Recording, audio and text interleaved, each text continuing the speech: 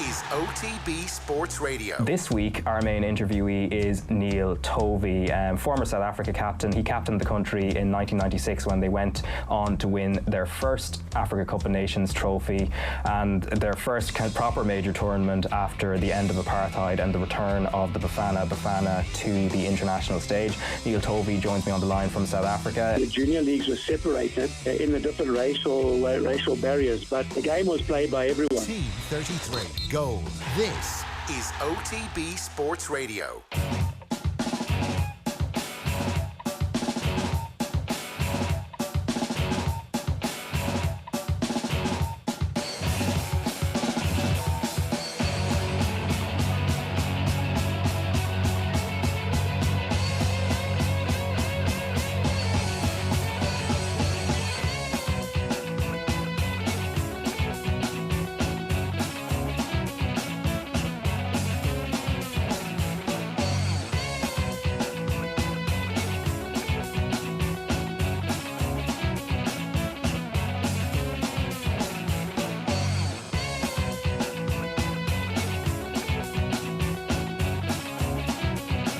OTB AM.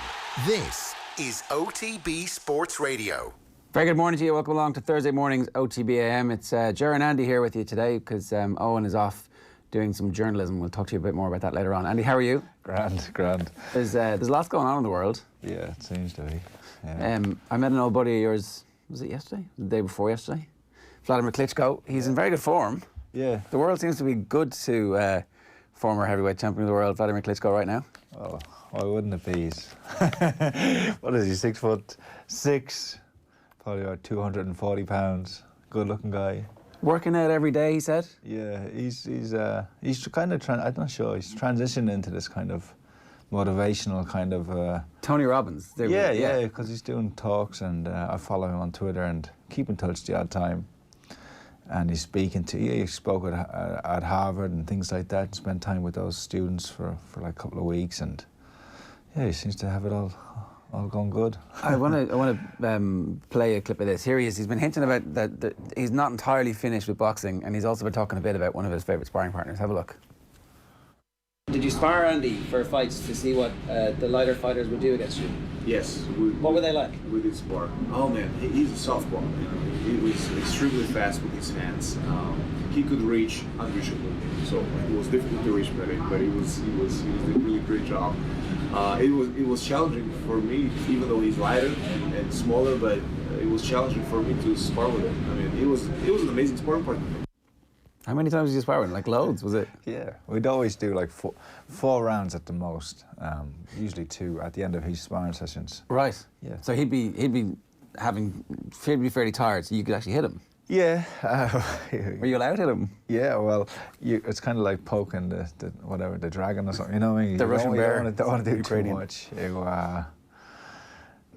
But he's, in a way, he's ultra competitive, but also you can interpret it as insecure, because if I had hit him, you know, you're going to get hit in a spar and you just kind of brush it off and work, but like he would go out, he'd go out of his way to make sure he tagged you back. Right. And it's dangerous when the guy has like, he's a big guy. 150 pounds on you. Yeah. But we used to spar all the time. One time, like, he would never try and hurt me, you know, or one time he did. And I'm not sure, I didn't even realise it, but after the spar, he kind of hit me in the ear. And after the spar, I felt a bit weird. And then when I'd lie down and turn my head to the left, the room would just spin. Right. So he did something to my, but I told nobody because I had to fight. I was fighting on his undercard, so I didn't want to jeopardise that. But yeah, Wladimir was such a good guy, such a good role model, and how he works and how professional he is. Yeah, I learned a lot from Wladimir. I made the point to him that the defeat to Anthony Joshua in many ways cemented his popularity. It felt like a long time he was one of those superstars in world sport. He was so dominant that people didn't really like him that much because it was obvious that he was going to win all the fights because he was so superior to everybody for such a long period of time. But then losing the Joshua fight in the manner in which he lost it, like climbing up and then knocking Joshua down and then surviving for so long, was so spectacular that it was impossible not to really warm to him at that point. Yeah, and it's funny, like he had those 10 years of dominance, and fights wouldn't even make the papers. You know what I mean? You know, it was pretty unfortunate for him because he came along when there was a real lull in the heavyweight division. There was no real rival for him. Yeah, you know, I mean, Lewis had retired. His brother, obviously, but they were never going to fight. No, and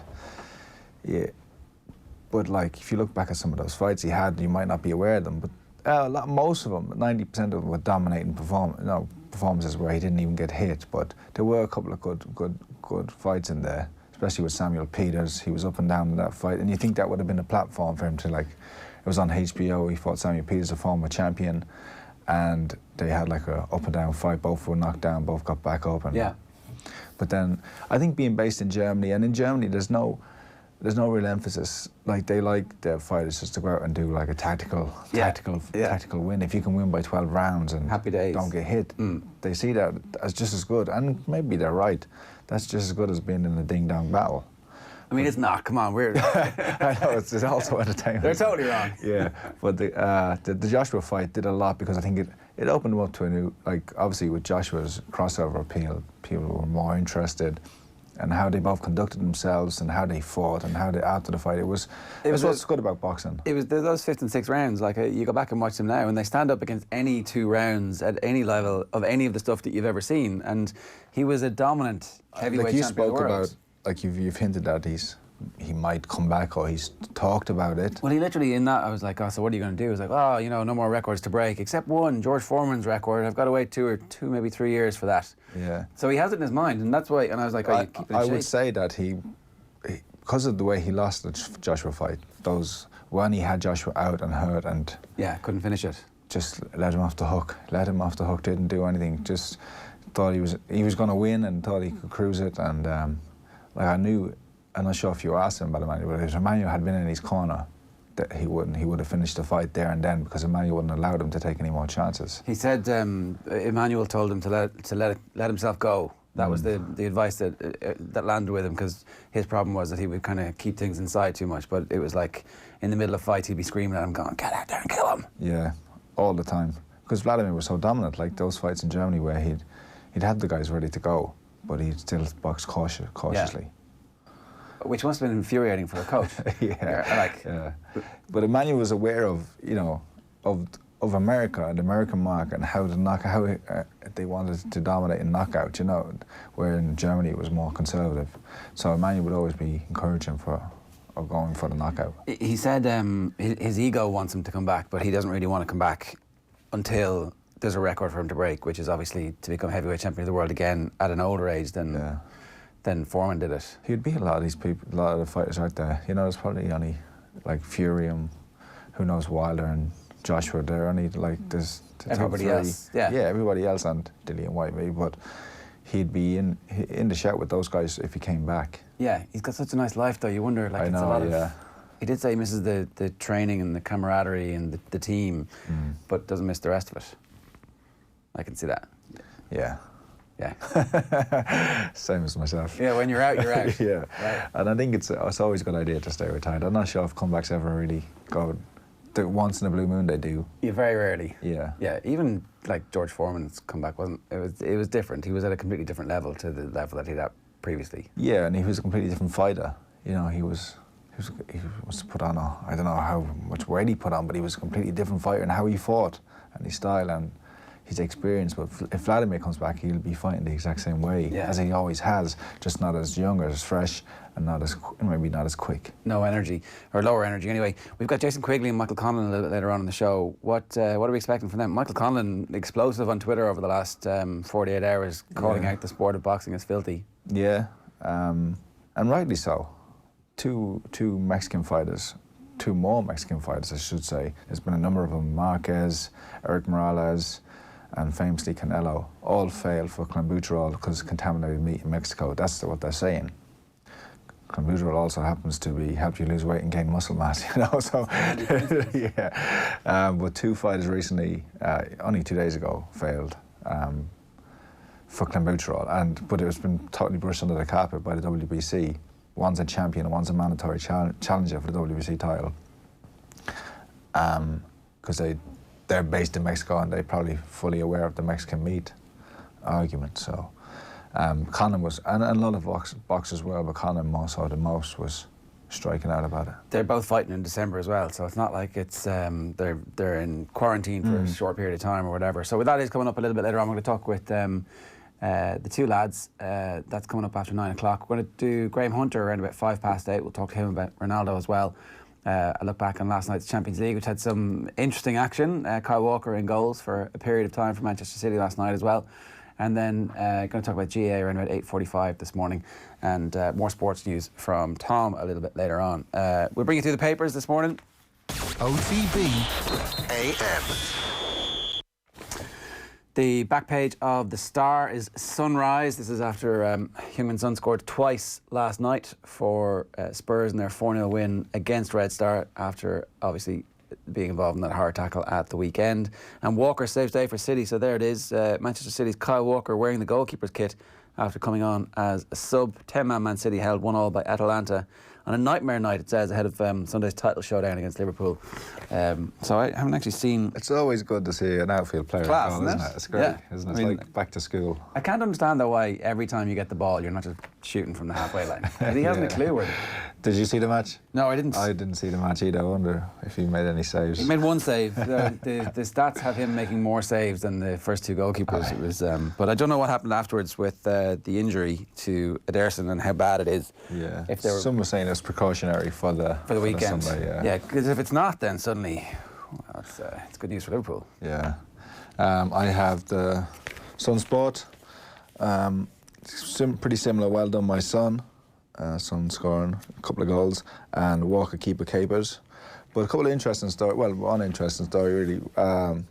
Wenger Baywatch, that Bayern Munich might approach Arsene Wenger for a temporary role to the end of the season, and that would be interesting, wouldn't it? Yeah, a league title. I'd love to see it. I'd actually like to see it. I like Wenger. I'm not sure what you think. Yeah, about him, I mean, look, he should have gone. He should have left like 5, 6 seasons, 7 seasons before he did, and then gone around. Have Arsenal improved since he left?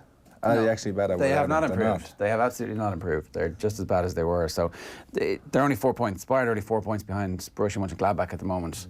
1 behind Dortmund, and they're in 4th. So it's a good situation to take over. They're in the Champions League knockout too, aren't they? Yeah. Yeah. So it'll be fun. They could play Tottenham as well if he takes over. So it'll be funny.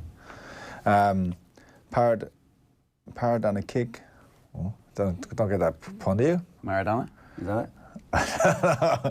Anyway, Stephen Kenny says he's happy for Troy Parrott to be Ernie's full up to the seniors, but I'm sure Parrott will be happy because Kenny, concerned as FAI, crisis leaves under 21s, hosts up in the air, so they're going to take 3 flights to Armenia. The under 21s, they've got to fly through London, Kiev, and then onto Armenia. Okay, that's not great, is it? Which is not ideal, and 2 flights on the way back when they've got a match as well. Okay. So it's not great for them, and it's down to budgets or whatever, resources, FAI. It's not too good, but that's in the Irish Independent and a few other stories. Carberry, return day still unclear, admits Van Gran. So they're not sure when Carberry's... They just don't want to put a date on it, but they're hoping before Christmas. Okay, because they obviously rushed them to get fit for the World Cup, and ultimately Munster are going to end up paying a bit of a price for that, as of course is Joey Carberry. The Daily Mirror, Heung-min Sunrise. That's for you, Andre. Spurs star ends his nightmare week with vital double. An open wound, Sexton World Cup scars will stay forever. So obviously there was press yesterday for the start of the Champions Cup, which is back live and off the ball in about 10 days' time now. Johnny Sexton says World Cup failure will be raw forever for the Ireland players who are in Japan but who don't make it to France 2023. Sexton will be 38 by the time France 2023 rolls around. It'll be raw for 4 years for lads that go to the next World Cup, for the lads that don't, for the rest of their careers, for the rest of their lives, really. It meant that much to us. We have to go and look at everything we did. We didn't evolve as much, but that's all in hindsight. And then bravo Kyle, sub-keeper lifts City. So he saved a free kick just moments after coming on. So fair play. I mean, maybe that's his future, you know. Third choice goalkeeper at City. Is he getting into this? He's not getting really a right. Is he getting the right back? Well, not at the minute, but the best job in world football is third choice goalkeeper at City, because you're a multi-millionaire and you don't do any work. You don't get a medal, do you? Really? You think you do? Yeah. If you're do you make the squad? Maybe you don't make the squad. No. Irish Examiner Sport. No one will be as honest as we will be with each other. Sexton says an inquest underway. So that's still to unfold and see what's to come out of that. But he was saying that it's the players who should feel, it's not on Joe Smith. If we'd have done if we'd have done these tactics or what he was telling us to do, then we would have fared better. Yeah, definitely they didn't play well. Yeah. Like, whatever about the tactical issues. And Tommy Martin's on the back page getting into the diving conversation, and everyone's doing this, so why are we still taboo about diving? I don't know. It does seem like everyone's doing it. I think everybody does it because no one gets punished for it. Did you see, I'm not sure, did you see Man United Bournemouth at the weekend? There was a challenge on Anthony Martial, and I'm not sure if VAR, I think it just kind of, what's the word? Just kind of like, if it's still open to interpretation, VAR, isn't it? Because there was contact on his back leg. He went down, but then it was seen as a dive, and it wasn't a penalty. You know, but there was actual contact. So I just think because VAR is there now, referees can say, look, it's there. VAR's there. This is the decision, even if it is it's still not conclusive. I think they need to decide that there's contact doesn't automatically mean a penalty, or contact does automatically mean a penalty. Yeah, and just make the rule even with clear. Was it Dele Alli handball against Everton when it came in from across? It was Calvert-Lewin was going up, and it clearly hits his hands up here, and it took about 4 or 5 minutes for him to make a decision, but it was still not a penalty. But it could easily be a penalty because it hit his hand above his head. And they had always been being given for about an 18-month period. So it's just the inconsistencies that's causing everything, because there is so much open to interpretation. That's the glory of sport, is that you see something, I see something, and we've got a different opinion on the basis of it. And until they decide that in this circumstance, the automatic outcome has to be written down. I'm sure there's been an upturn, but there's been an increase in penalties being given since VAR's come in. I don't know, I haven't seen the stats, but I'm sure they would be. Certainly they're taking longer to award. Yeah. I got the Daily Mail here this morning, and the back page there is, "Don't blame Joe. Team didn't do what he asked of us," says Sexton. So Johnny Sexton is saying that it was on the players. You just think about the success he's had. He has the best win percentage by a country mile. He's changed the expectations of Irish rugby, of Irish supporters. He did it in Leinster and did it again. And if we'd done what he asked of us in the quarter-final, would we have won it? We'll never know, because we didn't do it. And another picture of Hyun-Ming's son in the back of there. And Kenny questions nightmare trip for Armenia tie. So, the FAI's financial straits have forced Stephen Kenny and the Ireland under-21s to take a 3-flight trek to Armenia for next Thursday's Euro qualifier. In contrast to the senior team, who flew direct on a charter from Dublin to Tbilisi last month, the under-21s are booked on commercial flights from Dublin to Yerevan via London and Kiev. The return journey via Moscow will also mean more travel time, and then play Sweden on Tuesday week. So, I'm used to going direct with Dundalk. We'd have always chartered a flight. I do understand the way it is, that resources are very, very tight in the association at the moment. We're reminded of that constantly. So, not great. Bad. Looks bad when your national team can't even get a flight. They've got a really strong chance of qualifying for tournaments, and this is the next generation of players who are basically banking on to try and turn around our fortunes from the situation that we find ourselves in. And I don't know. The time spot. Strip Saracens of 2 titles. You probably know more about this than I do, being the rugby guy, but there was was the Champions Cup launch yesterday, and Saracens didn't turn up. So they've had 35 points deducted from them for what, financial doping, really, not salary cap. Essentially it is financial doping. Yeah, going along with salary cap. So that's going to bubble on, I think, isn't it? Yeah, so that's the owner of Exeter who says that they should be stripped of their 2 titles. Exeter would be the champions if Saracens were stripped of their titles, or else maybe nobody's champions, because we have to wait and see and make sure that everybody else was above board as well. Don't throw stones if you live in a glass house, kind of thing. Well, what Saracens were doing was setting up a company. So the owner of Saracens would set up a company with one of the players, and they would generate income through that. Now, that company might not necessarily be a very busy company. There might just be money going into it. So who knows if there was actually any actual business being done through the company. And this is clearly a breach of salary cap. In America, if you breach the salary cap, you lose draft picks and you get fines. And it's like, I don't know if a team has ever won a Super Bowl and subsequently been found, did they get stripped of it? But the punishment has to fit the crime. If you're able to buy the best players and pay them more money, you're going to be the best team. So that's why you win. It's fairly straightforward. Yeah. It's like a giant dose of EPO for the whole club over the course of a season. Of course you're going to win. So I have, you know, in terms of Europe, I don't know if there's no salary cap in Europe, so it doesn't really apply. I don't know if, you know, I don't know if the national unions or something would be stepping in, but like absolutely they should be stripped of their titles. Yeah. Chris Robshaw said it's cheating. It's cheating. Like plain and simple. It's the most obvious form of cheating that there is. It's like having an extra player on the field.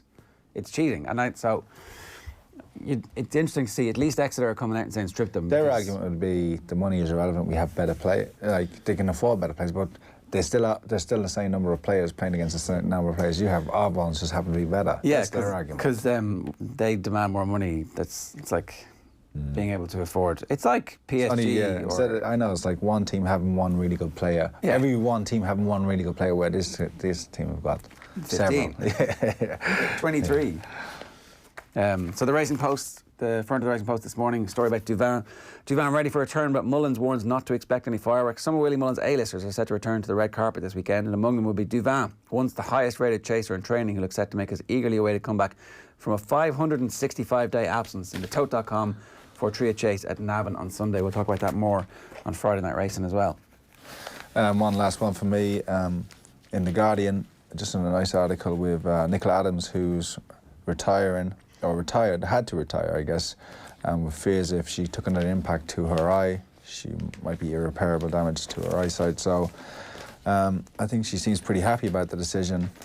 She's not been that active as a pro, even though she won a world title. Had a tough fight last time. It was deemed a draw, but a lot of people saying it was very close. And yeah, she's Olympic champion, world champion, and within England, kind of a household name. So I think hopefully there's plenty of no fears for her. Yeah. Okay. Sports Thursday in the Irish Times. His son puts trauma of Goodison behind him to light up Belgrade. City hang on at Atalanta after Bravo red card. That was obviously in the second half. And then Davy Hannigan's piece there. Trump's divided society can be blamed for epidemic of racial abuse in school sports. And Manchester United against Partizan Belgrade tonight. Their previews of that. They obviously have got the World Cup failure will be raw for years. So this is the headline on Gavin Cummins' piece. Just want to do a bit of the detail on this because obviously the question that Issa Nasiwa had a very specific saying that Ireland had changed style under Schmidt and then gone back to the original conservative style, which seemed like he had quite a lot of detail. So Sexton said he hadn't read or heard Nasiwa's comments about the Ireland management abandoning the Stuart Lancaster-inspired unstructured play in early 2019. Stuart's come in and had a great impact with us, but that hasn't changed anything from an Irish perspective. Obviously, there were new coaches in the other provinces as well. What was it, 16 players going to the World Cup? It's only half the squad, which is the same line that Leo Cullen had last week. And then the question gets reframed. There's a narrative put forward by Nasiwa that Ireland stagnated after 2018 because of a decision, presumably by Schmidt, to revert to a more conservative approach. We didn't improve enough, says Sexton. We didn't evolve as much, but that's all in hindsight. We obviously tried to, and we didn't. It's tough to take. I know everyone wants to say, oh, it's a quarter-final again, you didn't do this and that, but each quarter-final has been different. We knew coming into the World Cup that it was going to come down to the quarter-final. It was going to be South Africa or New Zealand, so it was blatantly going to be unbelievably tough. There was a good likelihood we were going to lose in a quarter-final. It was going to be a 50-50 game at best against a top-quality team.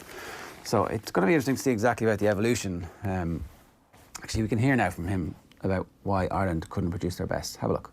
Very disappointing, obviously, a couple of weeks.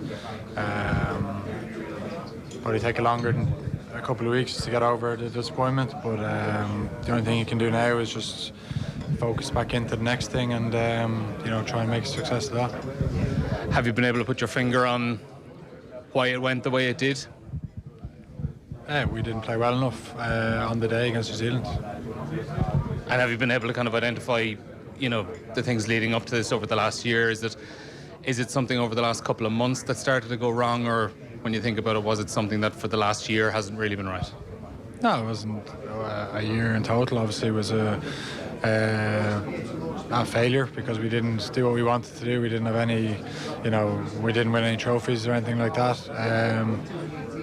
But it wasn't all bad. There was some good performances in there throughout. It's just we lost that consistency that we had before, and we had some poor performances, you know what I mean? And the margins are pretty small, even against New Zealand.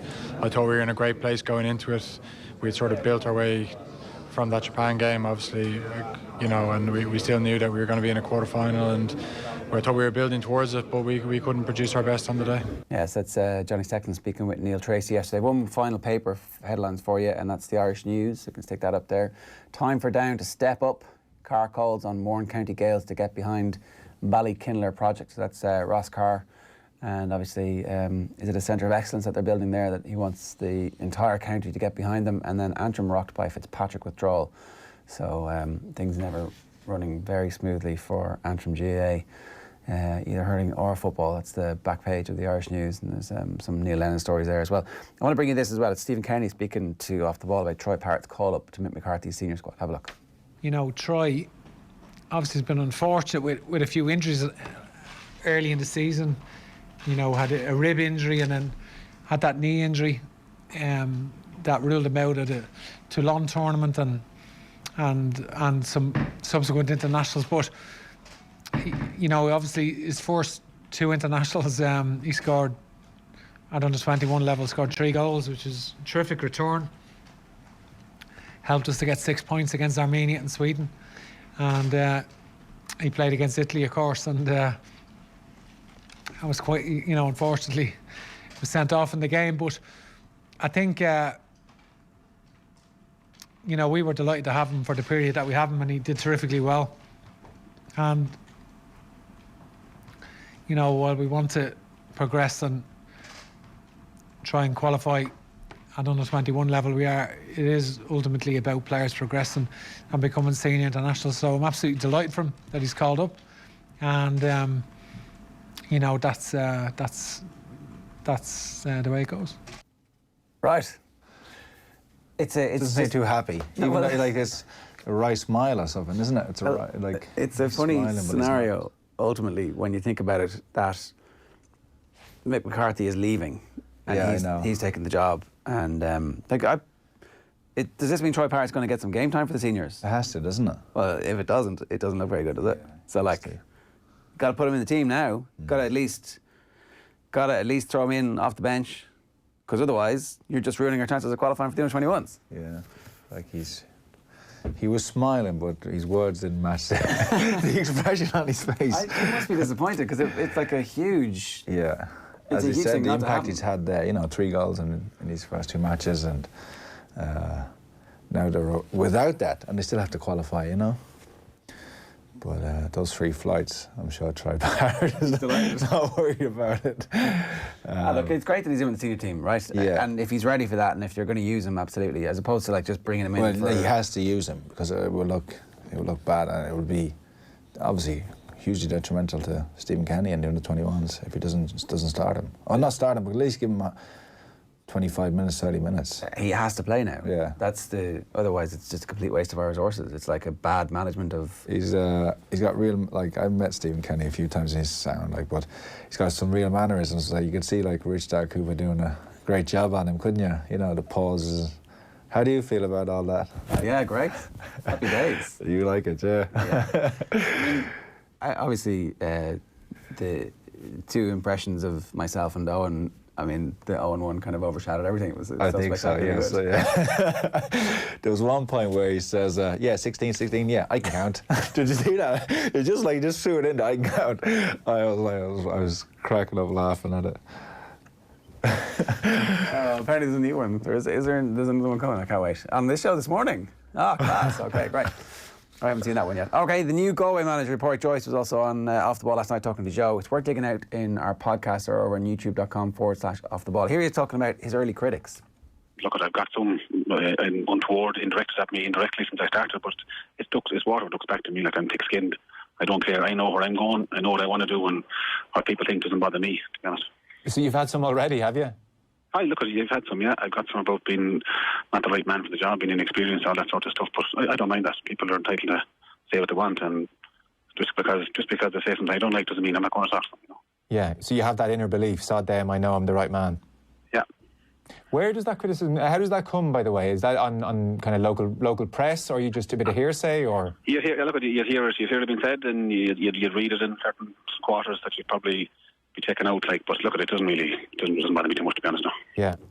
It isn't mad that people are critical of managers before they've even started. Particularly Paul Joyce is like, I know, just come out of the under-20 system, like has had the perfect pathway. Like County Board have clearly said this guy in the future is going to be somebody who wants it, and oh look, we have somebody who's ready to take it, and he's got a very, very experienced backroom team. Like John Divilly has been heavily involved at colleges level and totally understands exactly what the talent pool is like of the best young players in the country and the different styles of play that happen. Like these lads know what they're doing, and they definitely haven't gone into that job with anything other than a full understanding of exactly what the difficulties that the Galway County Board are facing are. Because he was talking about the interview process last night, but really the Galway County Board needed Pádraig Joyce. They needed someone of his credibility to come in and say, yeah, I will take this job on, even though I understand that it's a very difficult scenario that's been left. Because if you remember when the previous manager left, his going away statement was printed on the Galway County Board's website, but they took out the paragraph where he said about the resources being an issue, and then somebody noticed this and complained and they put it back in. So they're obviously hugely sensitive to the fact that that's a county board that hasn't been run very well, and they need someone who is a hero in Galway like Pádraig Joyce to step forward and say, yeah, I'm going to do this. But as far as I know, Pádraig Joyce definitely went in with like I understand exactly what the scenario is here, lads, and you better back me. So and I wish him all the best. It should always be judged on your results, I guess. Yeah, and if he hasn't even had a chance to do that yet. Exactly, yeah. But he's saying all the right things, and wish him and his backroom team all the best of luck. I just want to read you this. We want to remind you that there's an online auction taking place this week for the Manus Kelly Trust. This trust was set up after Manus' death at the Donegal International Rally during the summer to help support his wife and 5 young kids. Up for auction is a test drive with a World Rally Championship driver, including flights and accommodation. You can bid on All-Ireland tickets for next year. There's a brilliant joint training session with Conor McManus and Michael Murphy. And they can do a presentation for you if you'd prefer that, but I imagine the joint training session would be fairly sensational for any young GAA team, or indeed any senior club team. And there's much, much more besides. Go to manuskellytribute.ie and click on the auction tab for more details, and also on the website there's a link for donations, and any small contribution is obviously greatly appreciated. It is 2 minutes past 8 this morning. You're tuned into OTBAM. It's the best place to watch the show is over at youtube.com/offtheball, where you can hit subscribe, or if you want to listen to us, you can check out OTB Sports Radio on the Go Loud app. It's a full live continuous sports radio station for you. We're back talking football after these. OTB AM on OTB Sports Radio, Ireland's first and only sports radio station. The Sunday Paper Review on Off the Ball. When he wants to do something, he does it. A hugely impressive person, apart from being obviously a brilliant golfer. My cousins disliked their dog so intensely that they renamed it Scalacci. Yeah. And the dog was called Scalacci from then on. It's a great piece of journalism. That sums up what he's like. The intro to this is just brilliant. He is an absolute control freak. Digesting the best stories on the back pages every Sunday afternoon on Off the Ball. This Sunday, it's Liverpool v Man City in what could be the game of the season. And with Now TV, you can watch all the action live for a one-off payment of just €10. Hold on, they're checking with VAR. That's confirmed, it's €10. That's what the crowd wanted to hear. So, to only pay for the games that matter to you, grab a Now TV Sky Sports Day Pass. Search Now TV Sports. 18 plus, content streamed via internet. Full terms apply. OTB AM. Yeah, 4 minutes past 8 this morning. Graham Hunter's going to join us in just a couple of minutes' time. First, Kenny Cunningham blew up the internet last night with his take on Fabinho. Have a look. The biggest question for me, though, and I know obviously Liverpool supporters won't be shouting and screaming at me, is Fabinho's position in that holding midfield position. I'm not totally convinced. He's a very good player, don't get me wrong. We're not arguing here, is he good or bad player. He's a very good player, very talented, very good all-rounded player, very good at possession, distribution's very good. But as a purely defensive midfield player, going into this game there against Manchester City, that holding midfield player then needs a very specific skill set to cope with the problems that kind of Silva and De Bruyne are going to give you in those inside channels. You've really got to be switched on defensively. You've got to sense danger.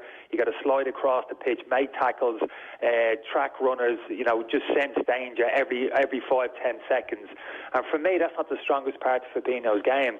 And if you actually look at some of not a significant number of goals that Liverpool have conceded this season, it's down to kind of Fabinho's kind of just lack of alertness, not kind of sense and danger, and at times not having the leg power, lads, to get across the pitch and snuff out danger. If you think back to the Chelsea Kante goal against Chelsea, Kante just waltzed by him in centre midfield, just couldn't run, couldn't move his legs. I'm thinking to the Leicester goal at Anfield a couple of weeks ago. Perez, I think it was, just got in behind him, ball played in behind him, got forward, played in Maddison for the goal, didn't see the danger. Even the Arsenal game, the Tottenham game, last week, when Tottenham broke early in the game, Fabinho was the man who missed the first tackle in centre midfield when they broke and won back possession. It was a lazy tackle, and then his recovery wasn't quick enough. So small things like that matter in games like this, particularly against Manchester City. Yeah, okay, so that's Kenny Cunningham's take on Fabinho last night. Didn't go down very well with the Liverpool fans, funny enough. Yeah, he's seen as one of the most improved players of the team, isn't he, really? Yeah, and the how Liverpool he struggled when he first came in, and now how he's turned around a little bit. He's a permanent fixture. Oh my word, says David. Has he ever seen him play up there with the best defensive midfielder in the world at the moment? I'm struggling to think of a better one. Jimmy Allen is very polite, says, I would respectfully disagree. The higher line that Liverpool are playing would have more to do with it. Fabinho has been Liverpool's most important player this season. And then a bunch of people arrived in going, he's totally overrated. So the internet took over at that point, and everybody forgot what they were talking about in the first place. Kenny's always good for that, isn't he? Yeah, absolutely. Hot takes. I think we've got Graham Hunter with us. No, not yet. We'll get him in just a couple of minutes' time.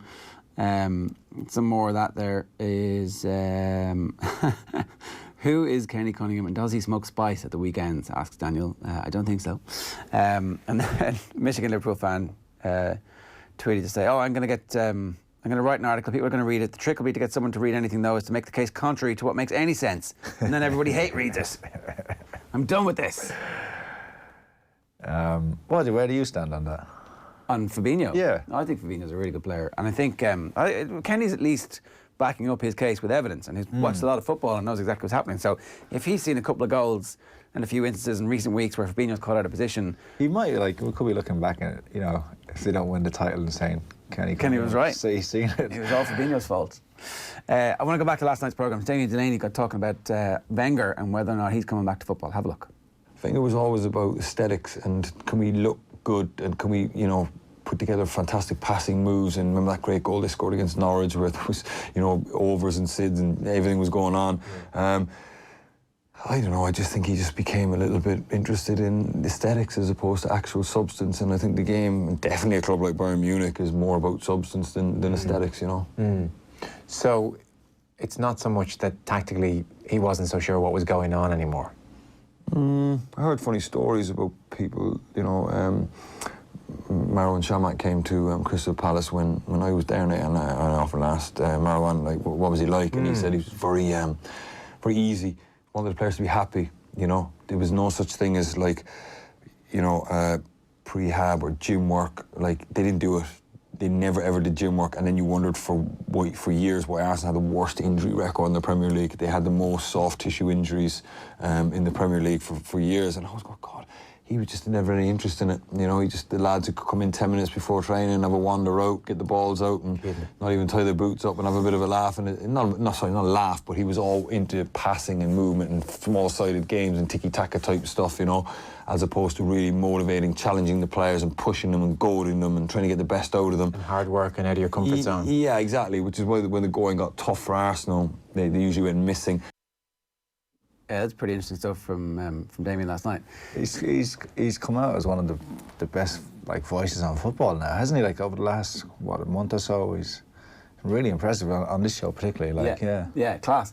That's really interesting though, because I wondered if when Wenger arrived, the team did that themselves. That back four was obviously already in situ, and then he signed Petit and he signed Vieira and he signed Thierry Henry, who were all self-motivated, and they were the ones who were doing all that side of the game for him, and he had to keep them happy. He had to make the original back four happy as well, because apparently they were very cynical of his methods when he came in, but I don't know. Yeah, it makes sense, doesn't it, when you hear that, but yeah. I was just, with Damien Delaney, I have a lot of friends who listen to the show. not one of them will comment about it, but they all come up to me and say, Damn Delaney, he's brilliant, isn't he? Yeah. So that's great. It's good, Yeah, he's a winner. Okay, Graham Hunter, just a minute. First, here's Graham Souness and Chemical Ban on Virgin Media Sport last night explaining why they think it's an advantage Liverpool heading into Sunday's top-of-the-table clash at Anfield. I think, coming back to what you touched on, whether it's Stones or Otamendi and Fernandinho, I think they will find it difficult to keep that front three quiet. Even with your strongest defence, City, or even City's strongest defence, they would find it hard to keep them quiet. It's a makeshift defensive setup. What they will have to be totally reliant on is the midfield in front of them, working so hard to stop the quality of the balls being played in against them. But you won't do that for 90 minutes. I think it makes Liverpool slight favourites. Played last night, no travelling. We talk about the small margins in football. Liverpool. I just think the back four. Yeah. I think that might be a defining part of the. Will that make Liverpool smell blood on Sunday? I do. I think they'll hurt City's defence, and Liverpool at home as well. You look how good they've been at home. It's going to take an exceptional side and an exceptional performance to beat them. So yeah, I think as Graham saying that Liverpool will be favourites, and I think they could win the game now. Just thinking about how it's going and seeing how they defended like that for that goal. I'd worry for City there, yeah. If Liverpool were to take 3 points, it doesn't have to put City under pressure, apart from the psychological aspect.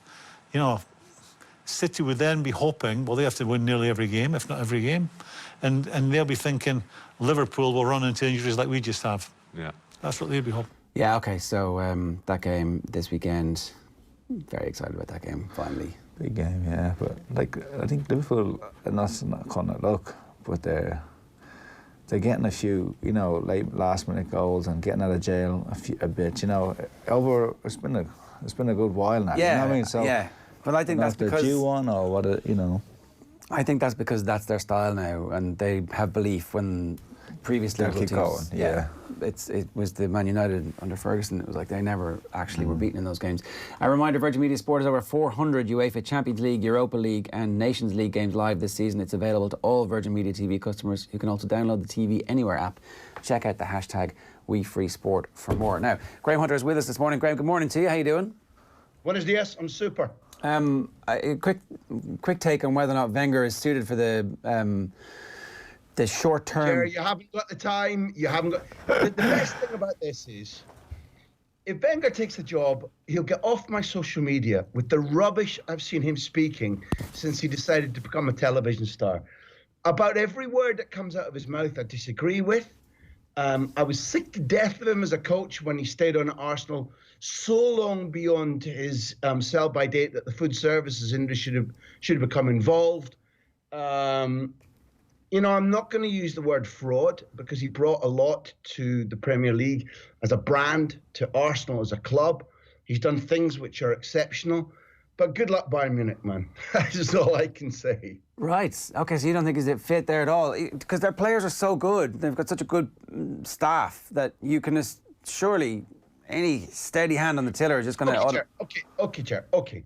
So when Wenger overstays at Arsenal, he's in the habit of avoiding conflict, avoiding confrontation, and being unwilling to face up to difficulties that his players are imposing on him. So, as a little microcosm, there's been a bad performance. He'll go into the warm-up room, say with an assistant, kick and shout and spit, and this is disgraceful, call out players by name, get it all out of himself, stuff that he means, go into the dressing room and pat the same players in the back and say, go on lads, well done, thanks Gaffer. Not good enough. Now, his talent was never in dispute, but he's going into a club whereby short-term fix, maybe your point about any steady hand, I don't know. Really, to be honest with you. I think that he's going to a club where the previous coach was always short of the talent and the personality, which was good. I'm not saying Kovac was without personality or talent, but it was the wrong fit for the club, the expectations, and for the squad. Now, I seriously don't understand why a club as mighty, and that's the word, as Bayern Munich, needs to go to a guy, who's been on gardening leave for it's like, I don't know if in Ireland you got the old Yellow Pages advert for, it's J.R. Hartley, and he's looking for fly fishing by J.R. Hartley. It's like the CIA seeing J.R. Hartley track down his own book on a telephone and say, hire that guy as a detective. Nah. No, man, no. Okay. All right, fair enough. You're as surprised as I've seen you. Well, I didn't realise he felt so strongly about Wenger being completely... I thought that maybe it was just he was coasting for the last 3 or 4 years, 5, 6, 7 seasons at Arsenal. But look, just stop and listen to that statement you've done. If you've got the boss at Arsenal, I know you're summarising what I said, coasting for the last 5, 6, 7 seasons, then what the hell? Before you came on, we had a clip of Damien Delaney saying Marouane Chamakh came to Palace and Damien had asked him at the time, like, what was Wenger like? And he was like, he just wanted all the players to be happy all the time. We didn't have to do our prehab work. We didn't have to do our gym work. Yeah, it was exactly. What did Van Persie say when he came in the door at Manchester United? 2-3 sessions under Alex Ferguson, who wasn't coaching, remember? But the 2-3 weeks under Ferguson's reign, and the matches and the preparation and the attitude of the players, the behaviour on the training pitch, and Van Persie went to the player that told me. Now I understand. Yeah. Now I should have left earlier. Yeah. Good luck, Bayern, man. Well done. Okay, fair enough. It's that was an exhaustive. Who do we go for? Wenger. Yeah. I also hadn't realised he'd annoyed you so much as a TV analyst. That's good. I must try and dig out some of the crazy stuff that he's been saying. But look, while we're talking about things that we've just talked about, Liverpool Man City this weekend. What do you think is going to happen in that one? Look, I don't know on a one-off basis. I'll answer to you by saying that at the beginning of last season, I said Liverpool European champions. And I based it upon having had the fortune of being in to interview Andy Robertson and Milner and Klopp, and you sum not just the words but the feelings. And at the beginning of this season, I said again, I think Liverpool and Manchester City are the 2 best teams in Europe. If the draw doesn't pair them earlier, I think they're the Champions League finalists. So the drama behind this game in particular, if you draw out the way in which the 2 clubs are pitted against each other in style, in character, if you draw out the little snippets that go back and forward between the 2 managers, like used to go back between Alex Ferguson and Benitez, for example, Ferguson rings Benitez after Istanbul to praise him, writes him a letter, and then Benitez does his fact thing, and they fall out. Pep and Klopp are on the phone after Liverpool Spurs in the Wanda Metropolitano, chit-chatting, I'll be after you next season. That's a good one. I'll be coming after you. And now there's this diving thing. What was it, just under a year ago that City beat Liverpool to just begin that hauling back process? To separate them, Ger, what should happen is that Liverpool should win. I was speaking to Lou Martin this week in Camp Nou, 2 days ago in Camp Nou. He's one of 2 authors of the new, Pep Guardiola Manchester City book, him and Paul Balous. I make no bones about it, published by guys my publishers. And I was speaking to Lou Martin, and he said to me, I think City win. I think that the buzz, the fitness, the form, the attitude, the goal power, he said, I think they go there and win. Okay, fine. That's a little, temperature taking.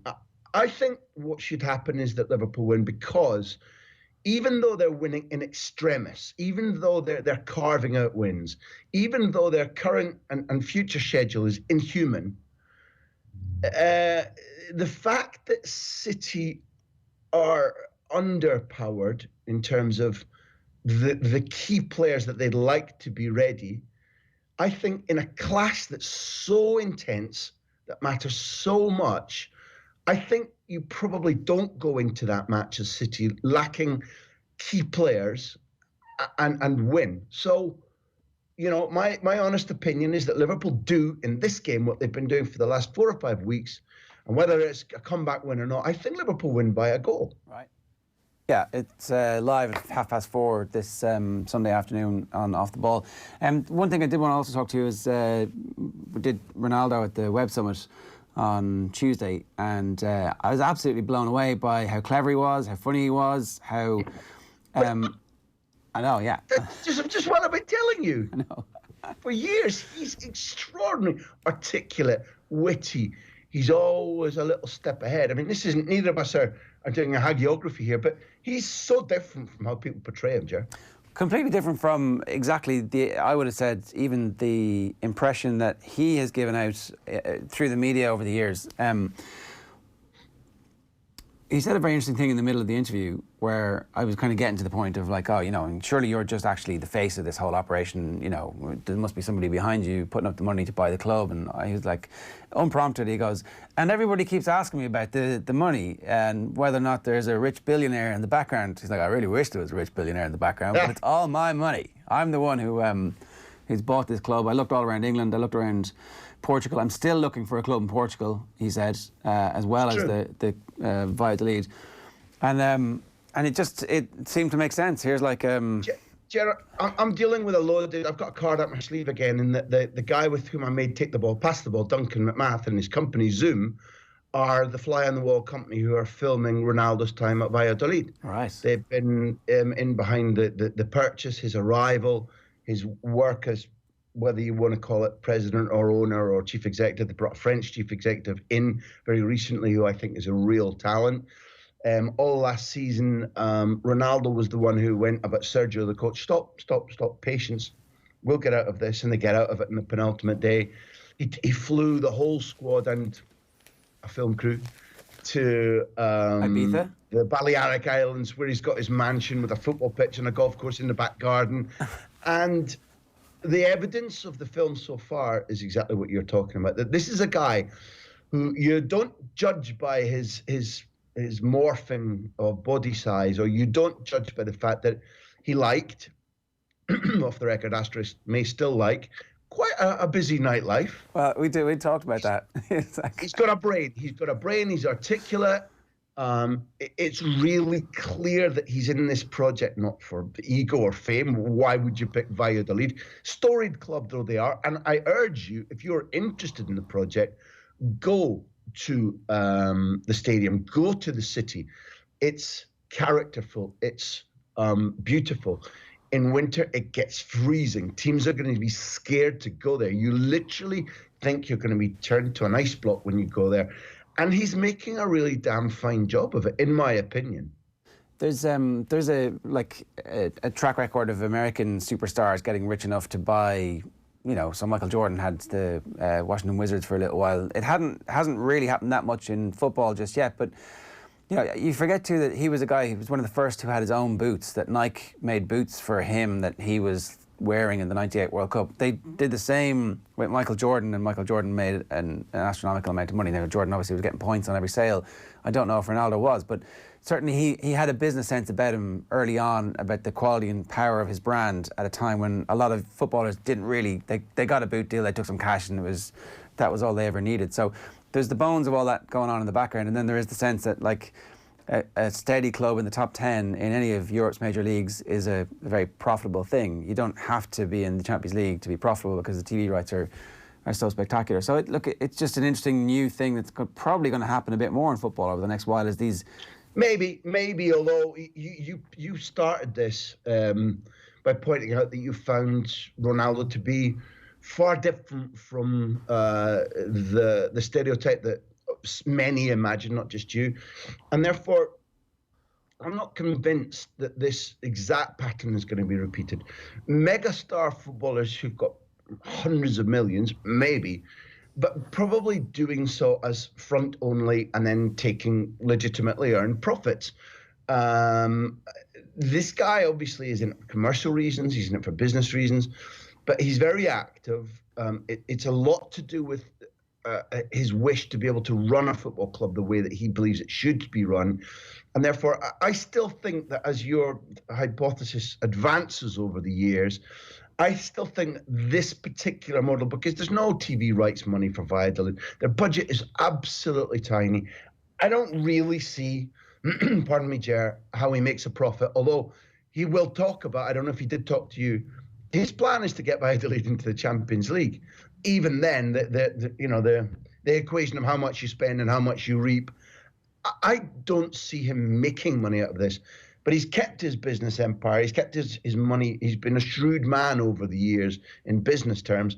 So, in my opinion, this is him using a muscle about running a club that he wants to use. And I think your hypothesis is more about mega rich footballers saying, here is a way that I can be part of something without committing integrally to it and make money from it, which is perfectly legitimate. But I think that will be different from what's going on with Ronaldo and Valladolid. Yeah, I'm really looking forward to that movie, actually, whenever it comes out, because the last one was obviously great. So they've got a track record and lots to live up to. I want to ask you about Rodrigo and a hat-trick last night. Things have turned around pretty quickly at Real Madrid, where suddenly they have, this new tranche of superstars who are coming through that people can get behind. Maybe. You've described Rodrigo correctly. I was in the stadium last night. It was, it's hard to describe, because whatever he goes on to do, you have to take into account the fact that Vinicius was the golden boy, and I still think enormously highly of Vinicius. I don't take a millimetre of the praise back from last season, particularly under Santi Solari, when Vinicius, who's about a year older than Rodrigo, so you're talking about superstars emerging and so on, fine, I agree. He can't score. He's got he's got the yips in front of goal. I think he's scored overall 5 goals. And at whatever he is, 19 or 20, but 19 Vinicius, 5 goals and regular, 45 games for Real Madrid is not bad going. Rodrigo, it's, what would I say? I was at Messi's first goal, and the circumstances there felt remarkable, but in a different way, because Ronaldinho gives him the ball against Albacete, a nice flipped pass, and Messi chips Balbuena, the keeper. The flag goes up, is wrong. Literally 3 minutes later, Ronaldinho from the same blade of grass gives the ball to Messi. Messi is in the same blade of grass, chips Balbuena again in identical fashion, and the goal stands. They win, I think, 2-0. It's en route to another title, and you felt something special happen there because of the elan. In this one, this kid, 18, comes on and scores brilliantly against Osasuna. First touch off the wing, finishes with his right foot. In 7 minutes, he scores twice against Gala. It's the mirror image goal coming in, I think, off the right this time and scoring with his left. And the hang, look, I guess you all watched, but for anybody looking at Off the Ball AM who didn't see the goal, the ball comes in from Madrid's left, and this 18-year-old kid is up and hanging. Just that little hang that you mentioned Jordan had. And that hang means that the bosh of his neck, he's still a kid. I interviewed him afterwards, and he's tiny. He looks 17, 18. The bosh of his head comes from the hang. His inch-perfect assist from Benzema is absolutely brilliant. Benzema sets him up at the end for what is the perfect hat-trick, right foot finish. Subtle, a little stun finish past Muslera. And he's scoring a goal, I think, about every 85 minutes at the moment. That's whatever, 3 in the Champions League, 2 in La Liga. And he's a breakthrough kid.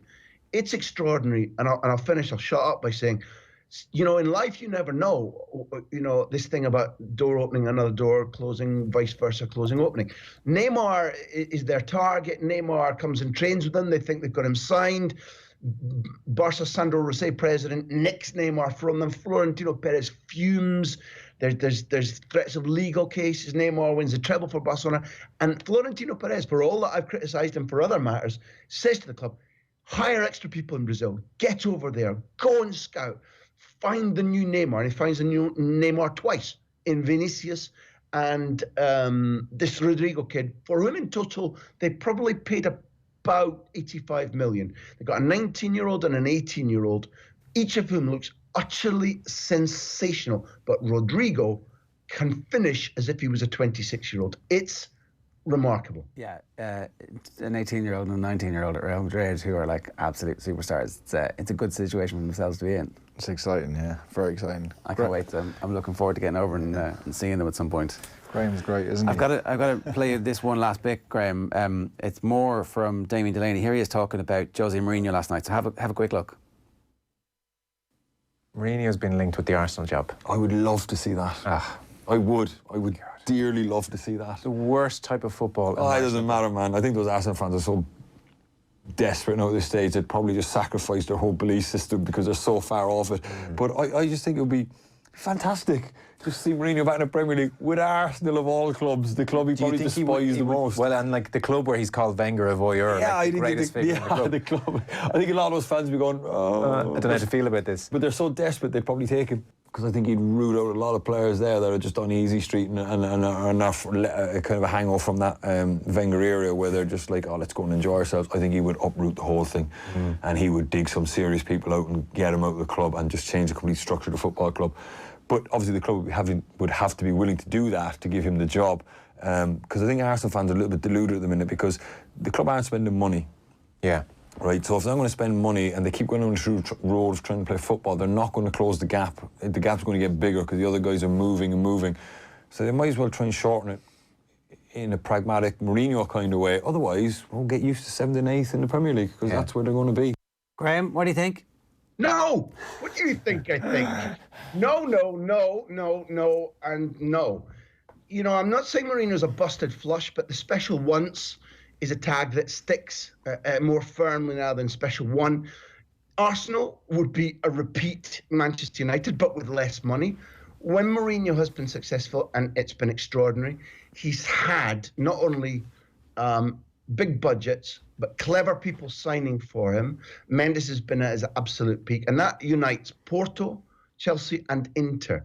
The one that sticks best with me, because the Chelsea one is self-explanatory, is at Porto when he has a season and he tells everybody on and off the record this squad's rubbish. He does one of the greatest summers transfer business that you'll ever see, with Mota coming in and Milito coming in and Pandev and who's the big Brazilian defender that he signs from Bayern Munich, Lucio. And it's sensational, and Schneider comes in and they win the treble. It's brilliant. They're not going to do that, Arsenal. It is a repeat Old Trafford scenario. It's a disastrous idea. When Mourinho comes back, I hope he's lean and hungry mentally. And in my honest opinion, I hope that he, rather than thinking about the salary and the paycheck, chooses the right club. Because as much as I dislike a lot of what he stands for, I'd like to see his talent flushed back into the European game. Not at Arsenal. No. It would be terrible for the squad, for the club. And on a separate track, I'll tell you, Edu, who's the director of sport there, may not have the final say. But if they were to decide to get rid of Unai Emery, and I hope they don't, I hope that they show common sense and patience, because Unai Emery may be performing 6.5 out of 10 standard right now, but what the problem is the squad. Point, full stop. But when Edu gets asked, Unai's gone, Edu, who do you recommend? Edu will recommend Patrick Vieira. Stand on my word. Does that mean that they own the majority shareholder or Raul Sanllehi back him and go for Patrick Vieira? I can't tell you that as a matter of fact. But Edu will recommend Patrick Vieira, and I'd be far more interested in whether Vieira's done enough in the City group and at Nice to show that he merits that. That would interest me a lot. I'm not saying sign him at all costs, but that's what Edu will recommend. All right, we'll look forward to that anyway. Either way, there will be good soap opera, plenty of it, especially if Wenger gets the job in Germany. Graham, great to have you with us this morning. I feel like I've been nicely set up, done like a kipper. Not at all. Talk to you soon, man. Thanks a million. Graham Winter with us there, giving us some thoughts on that. You just teed him up for the day now. He's going to be walking around angry teed up all day. Just provoking him. But I think Damien Delaney was hoping that it happens almost out of a sense of badness. It was I can't wait. That's what you rubbing your hands at how bad it would get for Jose at Arsenal. Or maybe not. Maybe it would just be that iron will. It's the opposite of... Yeah, and Jose's not being considered for the Bayern job, or not being linked to it, which is... Not even mentioned, yeah. Which is probably telling in itself. I think that they don't like, they didn't like Pep at Bayern. They just had this kind of sense of, Whereas I think with Wenger, they'd be able to tell Wenger, this is how we want to do things, and he's obviously, by all accounts, not going to have a row with the hierarchy at Bayern. It's fairly damaging for Wenger, isn't it? That's coming out now for his reputation and legacy, really. Yeah. Although, the legacy was he went toe-to-toe with Ferguson and won on occasions, and then got crushed slowly by him over the next decade. I know. So maybe, his peak was great. Yeah, but when you think the amount of consecutive years in the Champions League, I don't know. Yeah. How do you look at that in retrospect, I don't know. I'm just making a case for him. Yeah, I know. It's half-hearted. Definitely half-hearted. 35 minutes past 8 this morning here on OTB. Brian O'Driscoll joined Joe on last night's programme. Here he is talking about the sheer size of the South African players. Have a look. Not everyone can play like that. You don't decide. I sat at a table right beside them at the World Rugby Awards on Sunday night. They are superhuman. They are enormous. Absolutely enormous. They're 4 second rows. That when you've got 14 forwards that are going to come on over an 80-minute period, these are giants. Marks is absolutely huge. Beast, Matawira at 1. Huge men. So I don't think you've now got a brand that everyone will look to play because they don't Japan can't say, geez, we've been getting it wrong. Because they don't have the personnel for that. What about Ireland? I'm going to play Johnny Sexton in just a second. He was speaking today in Cardiff at the Champions Cup launch. So the conservatism of South Africa and then Ireland, it's kind of hard to say with the same certainty that, geez, well, Ireland conservative rugby just doesn't work. Well, if you look at it this way, the way Wales played against South Africa in the semi-final, were Ireland capable of playing to that standard? Yes, they were. Yeah. And they lost by 3 points. So, by the letter of that law, if Ireland had gotten the better route to, a perceived final via winning the group, not being beaten by Japan, winning the group, getting South Africa in a quarter-final, is it inconceivable, even in the poor form that they had, that they couldn't have beaten them? It's not inconceivable. I think it looked unlikely, but it's not inconceivable. Yeah. So I think that adds to the pain. Oh yeah, only adds to the pain. Emery Donlan, good morning to you. How you doing? Morning. What kind of a day is it? Busy? Yeah, well, most of the reaction, obviously, last night's Champions League and what's come of it. Pep Guardiola may have a massive selection headache on his hands. That's ahead of the weekend. Obviously, Manchester City head to Anfield to take on Liverpool in their Premier League showdown. Goalkeeper Ederson has now emerged as a doubt for it. He was replaced by Claudio Bravo at half-time in their 1-1 draw away to Atlanta last night. Guardiola gave a brief update on him after the game. I don't know right now. It's a muscular problem. It was not big, but to avoid more risk, he didn't feel comfortable the last minutes of the first half, and that's why we decided to make a substitution. But honestly, right now, I don't know. And it wasn't there that the complications ended for City, obviously, with keepers last night. Kyle Walker ended the night between the posts. That's as Bravo was sent off late on in the second half. Guardiola praised Walker at full time for his stepping up. Because for his courage, because he's quick, and it wasn't the goal. We were lucky that we conceded one shot on target. He's in goal, but congratulations for the courage, for the desire to help the team and going in that position. The extra super brownie points for Kyle Walker this week. You got to do it, right? Yeah. I mean, it would be crack. That's what you said. Be excited. Unless it goes completely horribly wrong and they are shooting the halfway line and they are going in. But it's not going to happen, is it? He did well as well because it obviously went to VAR and then there was communication complications with Mahrez coming off and everything. So he was a long time on the line, so it would have been building up. Yeah, so the longer you leave something. Yeah, so it's like, this was a great idea over there, now I've walked over here and I have to do it. And then his first involvement was obviously the free kick, so... did all right. Yeah.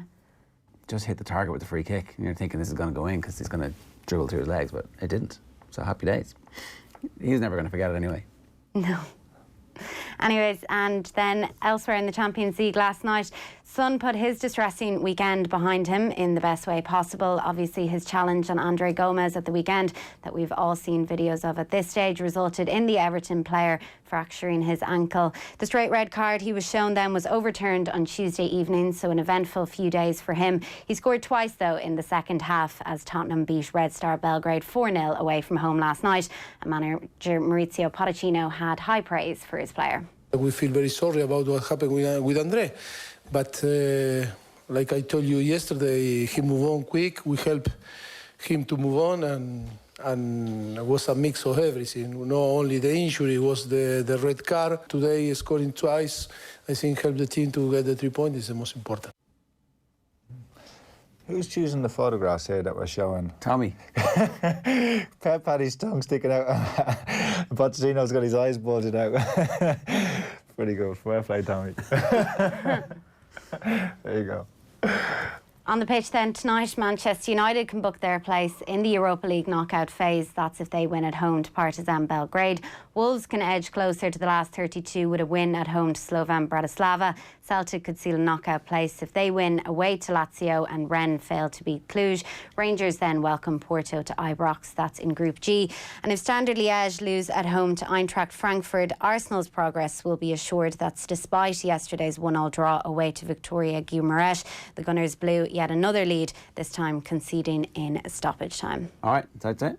No, we can have a couple more. Munster head coach Johan van Graan says he doesn't know yet when Joey Carberry will return. The versatile back could be a doubt now for the Six Nations. That's due to an ongoing ankle issue that he has. Speaking to OTB yesterday, Van Graan gave an update on where he is in terms of returning. It's a very difficult one. He struggled with that ankle, so now our medical team is working tirelessly with him. So very difficult to speculate. He's had it for a while, so we'll just, like I said, take it week by week. Don't imagine he'll be ready for the first few rounds of Europe, and hopefully it goes well in his rehab, and hopefully we can have him back quickly. And lastly, Shane Lowry will look to continue his push to win the race to Dubai later on today. He currently trails Bernd Wiesberger by less than 700 points. That's ahead of the Turkish Airlines Open that's just gotten underway in the last hour this morning. Lowry plays alongside the Austrian and Justin Rose in the last group that's out today. Patrick Harrington has just gotten his first round underway. He's just playing the first there. Justin Rose looking for a three-peat there, so we'll keep an eye on that for you across the day in all our sports bulletins across all of our platforms, and stay tuned to offtheball.com for more details too. Anne-Marie, thanks very much. It's 8:41 a.m. this morning here on Thursday. Andy sticking with us in studio. There's boxing coming up after 9 with Michael Conlan and Jason Quigley joining us live on the programme. Rugby next though. Yes, the Rugby World Cup is over, but there are still plenty of questions left unanswered. Yes, indeed. Well, as the post-mortem continues into Ireland's World Cup debacle, I suppose no better man to conduct the forensic probing than yours truly. That's why the guys at Off the Ball have asked PK to lead the way. Well, surprising as it may be to some listeners, I'm no expert on women's hockey or indeed many other subjects I hold strong views on, but it seems to me that if the Ireland rugger team had taken a leaf out of the women's hockey team, they may well have beaten New Zealand in the quarterfinals in a penalty shootout. So maybe take that into consideration next time, Joe. Eddie O'Sullivan, the former Ireland coach, is with me to go through it all. Eddie, do you know much about women's hockey? Yeah, I do, of course. Very similar to rugby, really. The thing about hockey is, obviously, apart from the sticks and the size, shape and weight of the ball, it's the exact same principles apply, really. In what sense, Eddie? Well, the nuts and bolts are the very same. You've got to batten down the hatches, circle the wagons, stand back and let the man see the rabbit, otherwise you won't see the woods from the trees. So that's one sense. Yes, in that way they're the exact same, of course. Picking through the debris of Ireland's dismal debacle, why was the deadly demise so dreadful? Well, the buck stops with the coach. People are having a cut off me, saying I have a hard neck, pointing the finger at Joe Schmidt, considering I was at the helm in 2007. And, I'm all on for loyalty, but 2007 was the players' fault. But anyway, I don't have a hard neck. In fact, I've no neck at all, as you can probably see from this feckin' photo of me. Yes. I'll put that up. I'm actually here, Pat. Oh, and do you ever leave the studio? I mean, what's going on with you? I have an idea, which is, why don't the IRFU apply to the World Rugby Board to have the World Cup played every 3 years, seeing as we always peak a year too early? That's my idea, and I think it's a good idea. You can't pay the spud with a hammer. Sometimes you spend all morning looking for your favourite pair of socks, and you look down at your feet and you realise you're wearing them. That's World Cup rugby. Yes, indeed. Well, I suppose that's it in a nutshell. Well, it's not, because, you can't shell nuts in a blizzard. As the old saying goes, sometimes you got to bury the treasure and put your snacks in a different trolley. Yeah, gotcha, Eddie. What the fuck's he talking about? Now, I'm joined by Brian O'Driscoll. Brian, thanks for joining us. Some critics have said this World Cup was poorly organised, with predictably bad weather resulting in cancelled games, transport chaos, no contingency plan, and some appalling refereeing. Would you go along with that, Brian? Yeah, well, I don't want to rock the boat here, Pat, but speaking in my capacity as a global ambassador for major sponsors of World Rugby, I think everything is great in the game, and the World Cup has been a fantastic tournament, and I say that in association with Vodafone. Everyone in. Thanks, Brian. Well, Andy Farrell, the new Ireland coach, joins us now. Andy, I presume there's a lot of doom and gloom in the air after that World Cup fiasco. No, not at all. I was really proud. I was really proud of the lads. I was dead proud. Proud as punch, me. And all the signs are positive going forward. Entirely new coaching staff. Obviously in the provinces, Graham Rowntree in Munster, Stu Lancaster at Leinster, and Mike Catt as our new attack coach. In fact, it's the same crew, the exact same crew that were in charge of England 4 years ago when we couldn't get out of our pool. Fabulous. Well, far be it from me to cast any judgment, but getting your cat involved does smack a little of desperation, Andy. No, that's not what I said. No, Mike Catt. Got to wrap it up there, Andy. Mike Catt. No, sorry, I didn't interrupt you, Andy, okay? So, a great week for Irish women's sport, and I suppose it culminated in the fabulous win by Katie Taylor. She's now the world champion in 2 weights, whatever the heck that means. Katie, delighted you could join us. To what do you attribute your great success, Katie?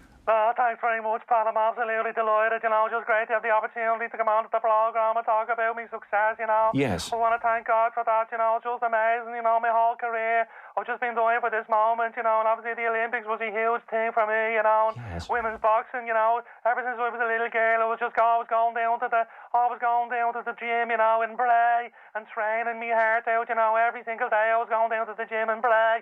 I was just fantastic, I'm a fairly private person, thank God, and I just like to hide myself away and read the scriptures before going out and beating the holy shite out of someone. Beautifully said, Katie. Most articulately put. Finally, the Rugby World Cup has been put out of its misery. And thanks be to goodness, I think it's fair to say, to Manona Heron. I'm still here, Pat. Shut up, Owen. I'm actually stuck to this chair, Pat. Owen, you have a voice like a circular saw, like gravel under a door. And that's being nice. Shut up, Owen. I could get used to this. The off-the-ball guys. Getting in touch with da youth. Yeah. Risteard's rugger thing. On Off the Ball. With Vodafone, official sponsors of the Irish rugby team. Team of us. Everyone in.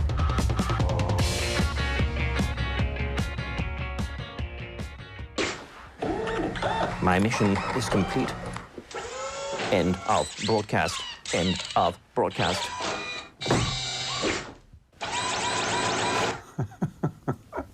Okay. You can give us your thoughts on that. Use the hashtag OTBAM. It's 8:48 this morning. Who's responsible for getting him in to do these impressions? That's the one who should be. Adrian and JP, I think it's a double whammy. Stroke of genius. He was great. You got off the hook there. I did, yeah, it's great. You got out scot-free. Oh, so funny. Oh, man. God. I'm stuck to the chair. I can count. It's a pity he's not here just now. Yeah, I know. Yeah. He's probably watching it somewhere. Delighted with himself, I'd say. I hope so, yeah. I think so. Okay. Here's the real Brian Driscoll on whether Irish rugby will have a clean break from the Schmidt era as Andy Farrell takes the top job. I think he's entitled to a clean slate himself and be treated fresh from the previous management. I think he's a very likeable guy, very approachable guy. I met him actually a few days before the before the World Cup final, and I had a quick chat to him, and I said, obviously hard luck, and he said, yeah, and I said, well, I suppose you've got some sort of excitement about Owen this weekend. He looked at me. I said, okay, maybe as the current Irish head coach, I can understand that. And he didn't take an awful lot of convincing that he was a man that very much felt disappointed, and that it was more so about him rather than what might come at the weekend with his son. Of course, I'm sure his wife had slightly split loyalties. Well, I'd say it was with Owen. But pretty much. But yeah, but you know, he's very passionate about what he does, and I think he'll go well, actually. Yeah. Look, I would agree with that. I think Andy Farrell has to be given an opportunity to do the job. It's exactly the same point we were making about Pádraig Joyce earlier on. He hasn't been in charge. Now he's in charge, and so you've got to judge him on exactly how well things go from here. I want to bring you this as well. It's Brian Driscoll's reaction to Saracens' 35-point deduction and the £5 million fine after being found to have broken salary cap rules. This has been touted for quite a number of years. It's not. This is not a rumour that sprung from nowhere. And it was interesting. I read an article today from Chris Robshaw, and he seemed particularly annoyed. And someone put it, you know, doesn't seem an awful lot that gets Chris Robshaw really riled up, but this was one thing. And he felt as though over the course of Quins won in 2012, and all of a sudden, because of the salary cap, they weren't able to keep the level. And as their profiles rose with that success, you know, so needed their incomes to rise and so on, and interest in other clubs, and so they weren't able to pick and choose, maybe to keep all the players that they had wanted to keep. And who was it in the backs? I remember Brown, Manya, and Jordan Turner Hall were the ones to sign first, but the one to lose out was David Strettle, because his profile was rising. And where did he go? To Saracens. And Robshaw, you know, or this article made reference to, they felt as though Conor O'Shea was squeezed out of the club because he simply felt as though he couldn't compete with what was going on. So this has been a dirty secret for a while, and not so much of a secret. And the talk is that there's other clubs that, you know, potentially have a case to answer as well, and this isn't solely Saracens. That the inquiry is going to be around. So we'll have to wait and see. There's a lot more to be played out in this. Yeah, and stories this morning as well. The owner of Exeter reckons that Saracens should have their titles stripped from them. I mean, maybe there's a contagion and maybe it spreads into Europe as well, but no word from the EPRC that they're going to get involved in this at all. Stephen Fraser's been in touch to ask Pat Kenny, how does he take the stick, I wonder? We can report that Pat Kenny takes it very well. He's obviously had plenty of practice because Risteard's been doing it for ages. John Duggan is with us. John, good morning to you. Ger and Andy, how are we? We're good. We got to talk about the best Gaelic footballers of the last decade. It's the end of the decade. You get to do loads of these pieces, and it's a long old winter with no proper inter-county football action to look forward to. Yeah. Here's the OTB AM team of the decade that was settled on by Owen and Moylesy earlier on this week. So it's Cluxton in goals. It's a full-back line of O'Shea, Mark, O'Sullivan and Higgins. It's Keith Higgins, left corner back, and it's Lee Keegan, James McCarthy and James McCaffrey in the half-back line. It's Brian Fenton and Michael Murphy. It's Conley, Kilkenny and Flynn, an all-Dublin half-forward line. It's Cooper, Brogan and McManus in the full-forward line. It's a good team. Yeah, I think I've got 12 of those on my team. Okay. So I've gone for... Keane O'Sullivan full-back is like, it's a little bit dodgy, isn't it? Because he didn't really ever play full-back, really. I mean, he came into the team in the full-back line. He's more centre-back, Keane O'Sullivan, isn't he? In my mind. Yeah. I've gone for Stephen Cluxton in goal. Yeah. Change the game, kick-outs on a sixpence. Ooh, this is good. Johnny Cooper, like very versatile, was in that position, I think, this year. Against all odds, came back in that final, been around a long time. Once again, a versatile player. Neil McGee, Donegal, full-back. Won 3 All-Stars. Where did Donegal's success come from? A really good defence. Neil McGee, full-back. Keith Higgins, very stylish footballer, won 4 All-Stars.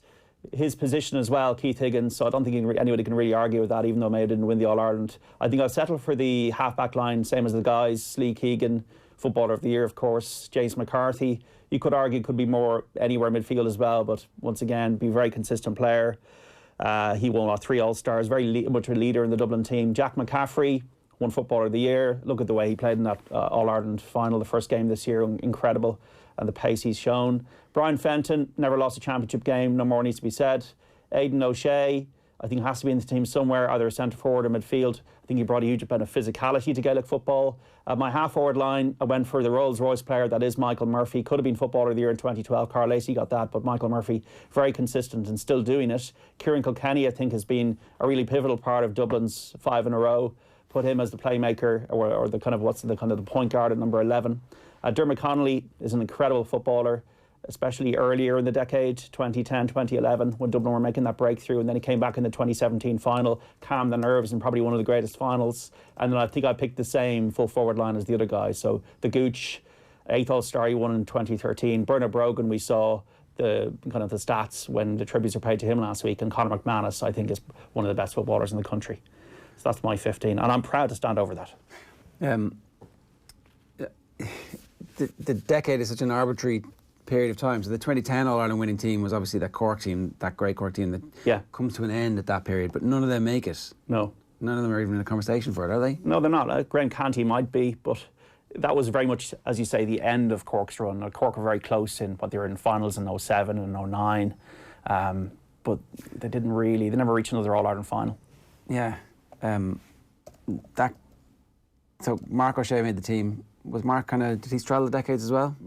He did, but he was more of the previous decade than this decade. It's kind of funny. I suppose when the older you get, you kind of think less in decades. Remember in 1989 it was a huge thing that it was the end of the decade, where now in 2019 it's just another year. He's playing, I'm just checking there, Mark O'Shea played from 02 to 2016, so it's long enough in this decade to be considered. Absolutely considered. 6 of the 10 years. Absolutely considered. I suppose Kerry, they only won one All-Ireland this decade, and was it a soft one that they won? I mean, they would say there's no soft ones, but I wish Owen Sheehan was here just so that we can have that conversation about the many soft All-Irelands that they've won. Where were the pressure points for you? I think the full-back line is I don't think we've really seen. I think Keith Higgins was pretty assured, but I found the full-back line difficult, and I found the half-forward line difficult. They're the two areas I found difficult. And even leaving the Gooch in was, once again, the Gooch more of the last decade than this decade. But there's some players that just have to be in there. I think Lee Keegan has to be in there. I think Jack McCaffrey has to be. Brian Fenton has to be. I think Aidan O'Shea has been a huge part of the decade. Cluxton. I think Dermot Connolly, is... And once again, it is how good is a footballer. Like, you could have another one of these when you think about who are the best footballers of the last 10 years, and you might have players in other counties that don't really you don't see them beyond, say, July in the championship, but they're incredible footballers. I think that's why Conor McManus is the kind of the Matty forward of this period. In that he plays for a team that's not good enough to win an All-Ireland. Yeah, but is still good enough to be among the best 15 footballers in the country over the last decade. Paul Flynn won 4 All-Stars in the decade. He did, yeah, and he was on a previous team that I did, 15-15 team. It's just very difficult. Like, who do you leave out? Do you leave out Kieran Kilkenny? Do you leave out Michael Murphy? Do you leave out Dermot Connolly? You could probably pick this team again 2 or 3 times and have a different team and go. It's very difficult, and it's no offence to anybody to leave anybody out, because they're all incredible footballers. And there's always the great thing about these things is somebody will go, that's absolutely ridiculous. How could you make that determination about somebody? Well, obviously Stephen Cluxton, nobody. But there'll always be somebody will say, well, they'll pick something from left field. But I do think it's important, and most of my team, I think it's important to pick players in their positions. It definitely helps, right? Like, in the case of Cian O'Sullivan, where it's not really a bespoke centre-back, it's a sweeper, it's a different role. Yeah. It's hard to have that row, and say, well, what is his position? Because it's a 3.5, it's a 6.5, it's like a... But if you pick Keith Higgins at right cornerback to accommodate somebody else left cornerback, then I think that's wrong. I think sometimes I see with all-star selections, they're trying to throw people into certain positions. And maybe the game is now completely fluid, that makes sense. But to me, I still think it's important to put players in certain positions. Like Bernard Brogan was a full forward for Dublin earlier in the decade. Aidan O'Shea has played midfield for Mayo. And full forward, famously, of course. Yes. Flynn got 4 All-Stars, Kilkenny got 3. Yeah. I would actually have Flynn in my team of the decade ahead of Kilkenny, just as consistency. Well, also I think the team that makes the breakthrough is a harder team to be on. I think it's easier to be on the team that comes after, because your pathway has been the professionalism has been laid down. Whatever those psychological scars from startled earwigs, whatever the flakiness of the Dublin team, that they all came into the squad that inherited the flakiness of Tommy Lyon's squad, the flakiness of Pillar squad in big games. Like Pat Gilroy's team stopped that, haven't experienced it themselves. You forget that Meath scored 5 goals against them in 2010. Yeah. Yeah, like that team experienced all that. So I have a little bit of extra credit for that group of players than the ones who come after, who are brilliant players, but who are planing the wood as opposed to actually cutting it and shaping it.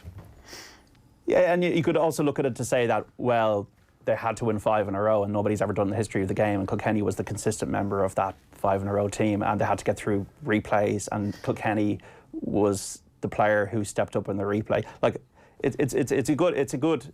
You can argue both ways. You could say definitely 2011 was a huge. Like, Dublin would never have happened without 2011. But also to win this year has never happened at all. And for Kilkenny to up his game and be man of the match the second day when it really mattered for all time in history, that was kind of in my thinking. Yeah, that's fair enough. There's swings around a bit. Yeah, there has, absolutely. John, good stuff. Thanks for that. So a reminder that there's an online auction taking place this week for the Manus Kelly Trust. The trust was set up after Manus' death at the Donegal International Rally during the summer to help support his wife and 5 kids. Up for auction, a test drive with a World Rally Championship driver, including flights and accommodation. You can bid on All-Ireland final tickets for next year. There's a Conor McManus and Michael Murphy joint training session or presentation.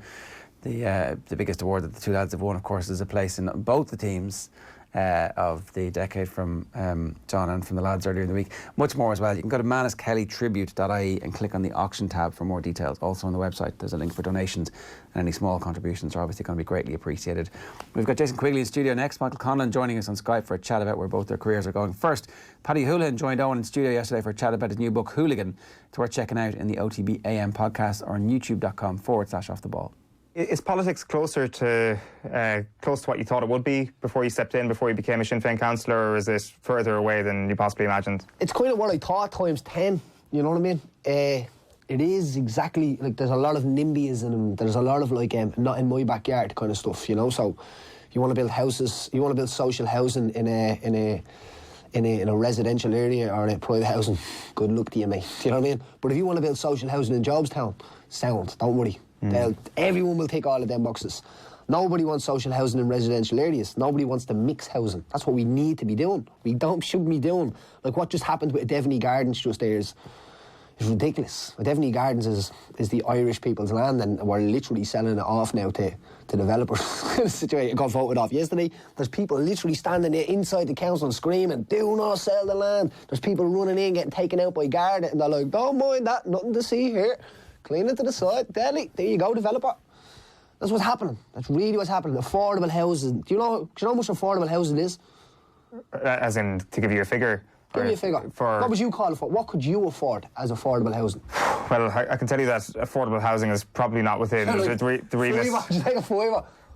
remit of, speaking of somebody who's moved to Dublin rather than somebody who's been brought up in Dublin is something that's kind of like a terrifying prospect, affordable housing. And then you get into the idea of what affordable housing is to actually own, and then that's just, it's not even a terrifying idea, it's just an impossible idea. So to put a figure on that, I'm not even quite sure, to be quite honest with you. Affordable housing in Ireland now is €309,000. But that's the definition in inverted commas of what You couldn't get a loan of 309,000. Like if I went in and what I'm earning, what you're earning, we couple up, let's get married, we wouldn't get a mortgage.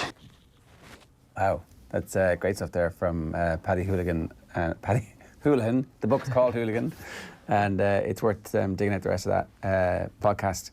Right, Jason Quigley, good morning to you. Good morning. How are you? Things? All good. Yeah. All good. How is life at the moment? Very good. Can't complain now. Everything's running along smoothly for a change. Yeah. Yeah. What are your plans? What stage of planning are you at the minute? Well, obviously deep into camp. But there's it. There you go. Get your mic sorted out. Not only my boxing coach. There you go. Deadly. So we're deep into camp now with a fight coming up on December 5th, and everything's running along smoothly, and we're looking forward to December 5th now back out in California. How do camps differ now than they used to? Well, this one's been it's been very interesting. There's been a lot of learning. Do you know what I mean? Andy's wealth of intelligence, you know, inside and outside the ring, and every session I go into, I'm excited to see. He has to say all this stuff. I know, yeah. You're sitting right there. It's like, I can't what if he wasn't here? Bad about it when he's staying here, is it? But no, like, you know, everything is going really smoothly, and as I says, every session that I get into, I feel as if, you know, I'm coming away with shots. I'm coming away with things in my mind that kind of going over lying in my bed, you know what I mean? I have that little bit of a buzz, that excitement back in again, and it's good, it's enjoyable. Did you need that? Are you at the stage now where you actually need to be challenged in these sessions where you are learning new stuff so that it doesn't just become a gig and it's not just a job anymore? Yeah, 100%. Like, you know, you never stop learning, no matter how much you achieve, no matter how much experiences you have, you never stop learning. And me and Andy, up until where I am now, had similar careers, but he still experienced different things than I have experienced also. So the learning is the key part, and then putting it into play, then that's the other part. And obviously the first few weeks was learning all these different things and, you know, going through the motions with them. And now to be putting them in place and everything's starting to flow nicely. Yeah. What's it been like for you? Yeah, it's been good. It's been interesting. Jason's very teachable, you know, for a guy who's seems like he's been around for a long time, but open to new things and can implement them very fast, picks it up very quick. So it's been good. It's been good. Like, I've been testing you. Like, you have been tested, haven't you? You know, I don't know if you were aware, but I intentionally been testing him. So I've been pushing him hard in terms of the training, and then also with the sparring. We started sparring. Now, you had about 3 or 4 spars. Yeah. And he's been in there with, like, he hasn't had an easy spar. We went, not yesterday, before we went to Ballyfermot, and he sparred Luke Keeley, who's number 5 in the world now, and not really a fighter on the up.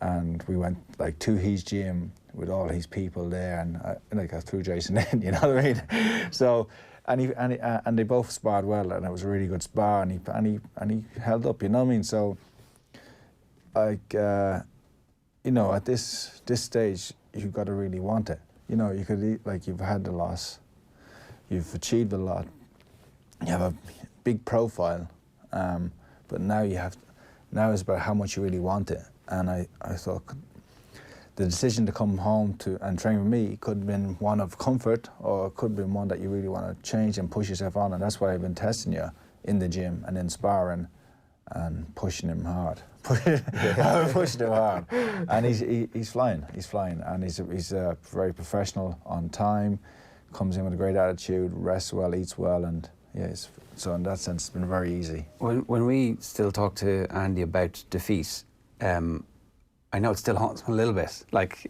it's still very raw and very sore for him, and the fact that eventually he gets to avenge it is a key moment in his career. What's your accommodation level with the defeats? Like, how do you deal with it? How do you think about it? It seems to be, every time I talk about my career now, it's the first thing everybody talks about. To be honest, it's going over my head now, because at the end of the day, the defeats happened. I have moved on. It's always going to be there, don't get me wrong. I have moved on from it. I'm learning now, and that's the thing I'm asking though, really. Like, what have you learned from it? Yeah, well, as I said to you before, it's so difficult to describe that defeat, because this is going to sound weird, but it didn't feel like a defeat. After the fight, all right, I was disappointed, I was a wee bit upset, but there was something there, just didn't feel like me. It wasn't me in that fight. Before the fight, the lead up to it, it all felt weird, it all felt different. And coming away from it, looking back, it's like... Wrong. Is that wrong? Or it didn't feel right. It didn't feel the way that I felt in my up-and-coming fights previous. Physically or emotionally? Yeah. Was your mentality different? Or yeah, it was like... You didn't feel like you were up for the fight? Yeah, I just didn't really feel like... I didn't get in there with a vicious kind of a... I didn't get in there with a vicious... Will you see, pull that? That's right, yeah. Pop it on the side. Yeah. Wow, that's a job. We'll get there. That's it, yeah. But no, it was like... I didn't have that viciousness in me. I didn't have that, you know, a bit between my teeth. Like, Can you get that back though? 100%. That's not gone. That was just a one-off. That's what I wanted to find out after that fight. That's why I went back into the gym and I says, look, is this going to be here? Is it gone? Is it there? What's the story? As soon as I started hitting the bag again, I could feel it. Like the lad beside me, I was driving it on to try and keep up with him and try and go that wee bit further. So it was, I know it's there and I know it always has been there. There's just circumstances, and obviously living away from home, as I said, in Sheffield and things like that, there was a little bit better than LA. But not you know what I still mean? alright. But you were still away for 3-4 weeks at a time. The weekends were a killer, do you know what I mean? You're in an apartment on your own. It can drain you, and I think that's what happened to me. I was kind of drained from boxing a little bit. So where are you living now? Everyone's giving me a bit of stick. I'm living out in Sandy Cove. All right. Yeah. Hottest boxer in the world. Straight in. So yeah, I'm in a nice place now out in Sandy Cove, and everything's nice. And is Dublin, does it feel like home, or is Donegal still always going to be home? Like, is there? I knew I was coming in here today, last night, and went out for my run last night, and I ran out on the Dunleary Pier the whole way out to the lighthouse, I think it is out there. So I ran the whole way out, and it was dark. You're looking at the water, and driving and running back in.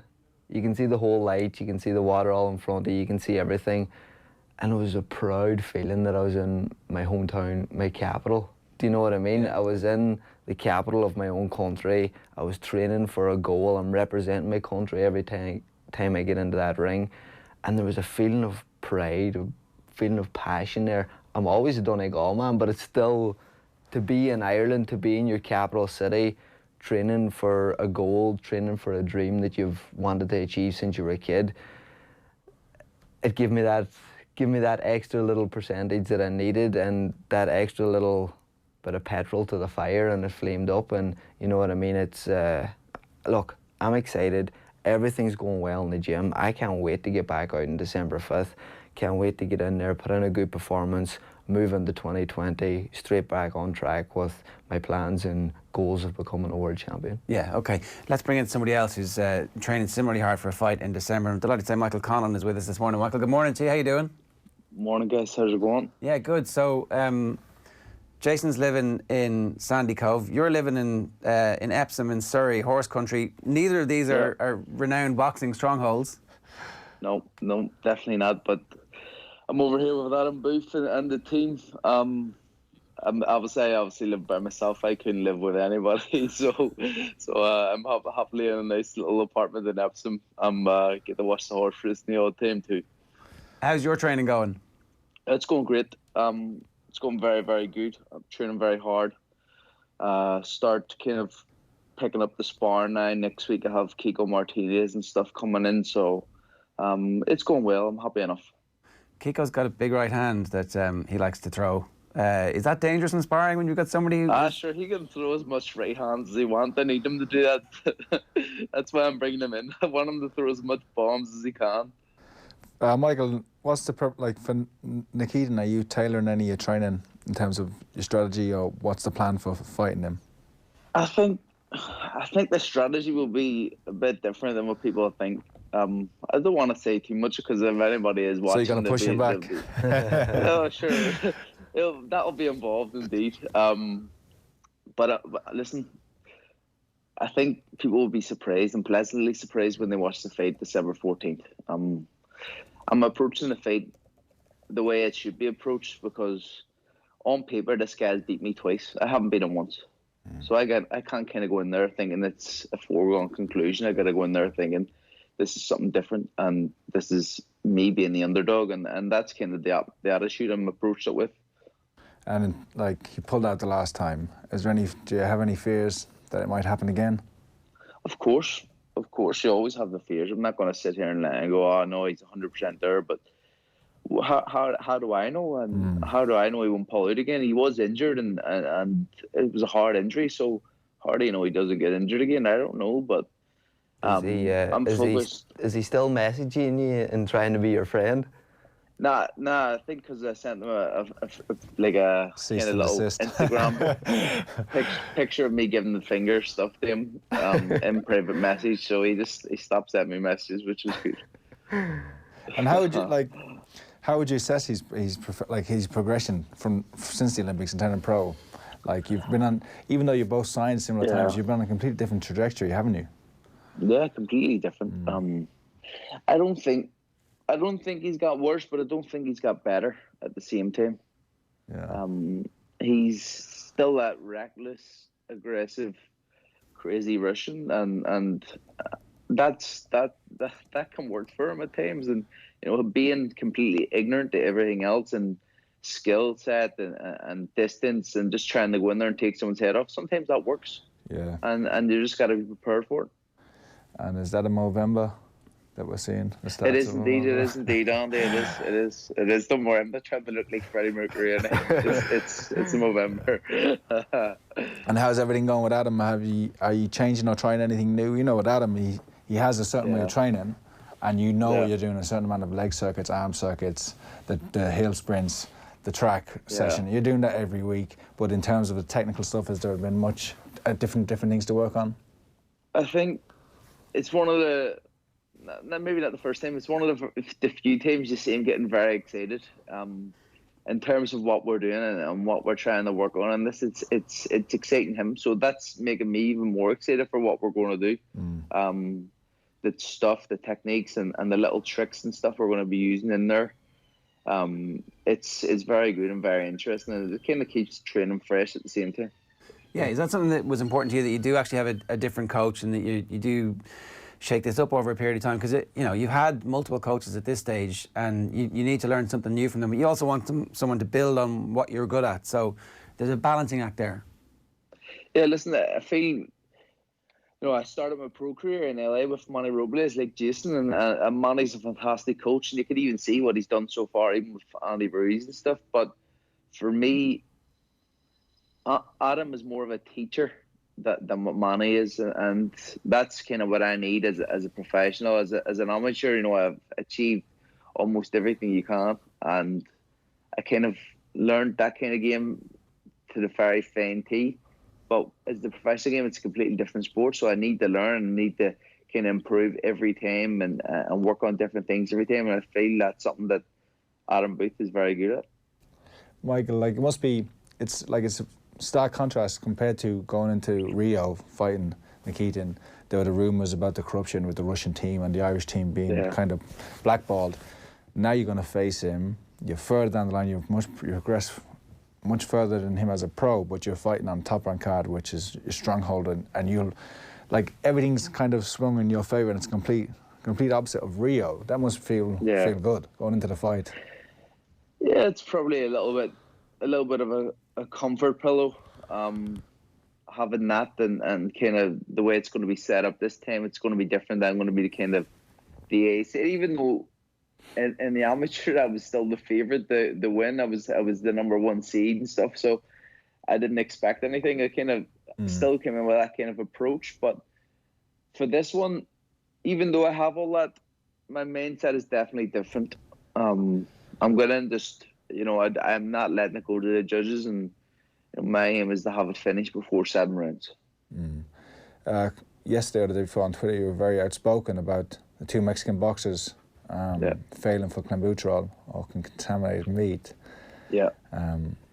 What's your feelings on it now? Or you know what? See, like, I know those 2 Mexican boxers, they failed for clenbuterol, and you know what? In Mexico, there is a case for that, and you can't see how people do feel, because there is loads of kind of things that have happened in the past, and since the 2000 Olympics, it's been kind of a widespread thing that they have to be careful what kind of meat they're having, because there is contaminated substances in them. But my gripe isn't with them; it's with the way they're boxing, kind of base. The WBC. The WBC, the top tier of boxing. In my opinion, I believe most of the top guys in boxing are doping. I've never came across someone who I know, or I've never been offered anything myself, but and I have no way of proving it. But there's just like you see these guys getting caught here, caught there, and then you have VADA testing, which probably sets up a good kind of way for you to be able to cycle. You know what I mean? Cycle their doping kind of schedules and stuff. So you think VADA testing actually doesn't work? The VADA testing doesn't work, and it gives they you... don't test the same depths of like UCADA or WADA. They only tested like certain amount of levels. As if you see when Dylan White failed that time, I'm not having to go with Dylan White or anything, but when you see when he failed, he was tested by VADA kind of the same time he was tested by UCADA, and they says that, oh well, UCADA tests deeper levels. So what does that say? And then you've got like, even if we're going to go at the Mexican boxers, you've got Ray Vargas, who's a super bantamweight, and Clenbuterol helps you make weight. Ray Vargas is 6 foot or 5'10" or something. How does he make super bantamweight? That's what I'm saying.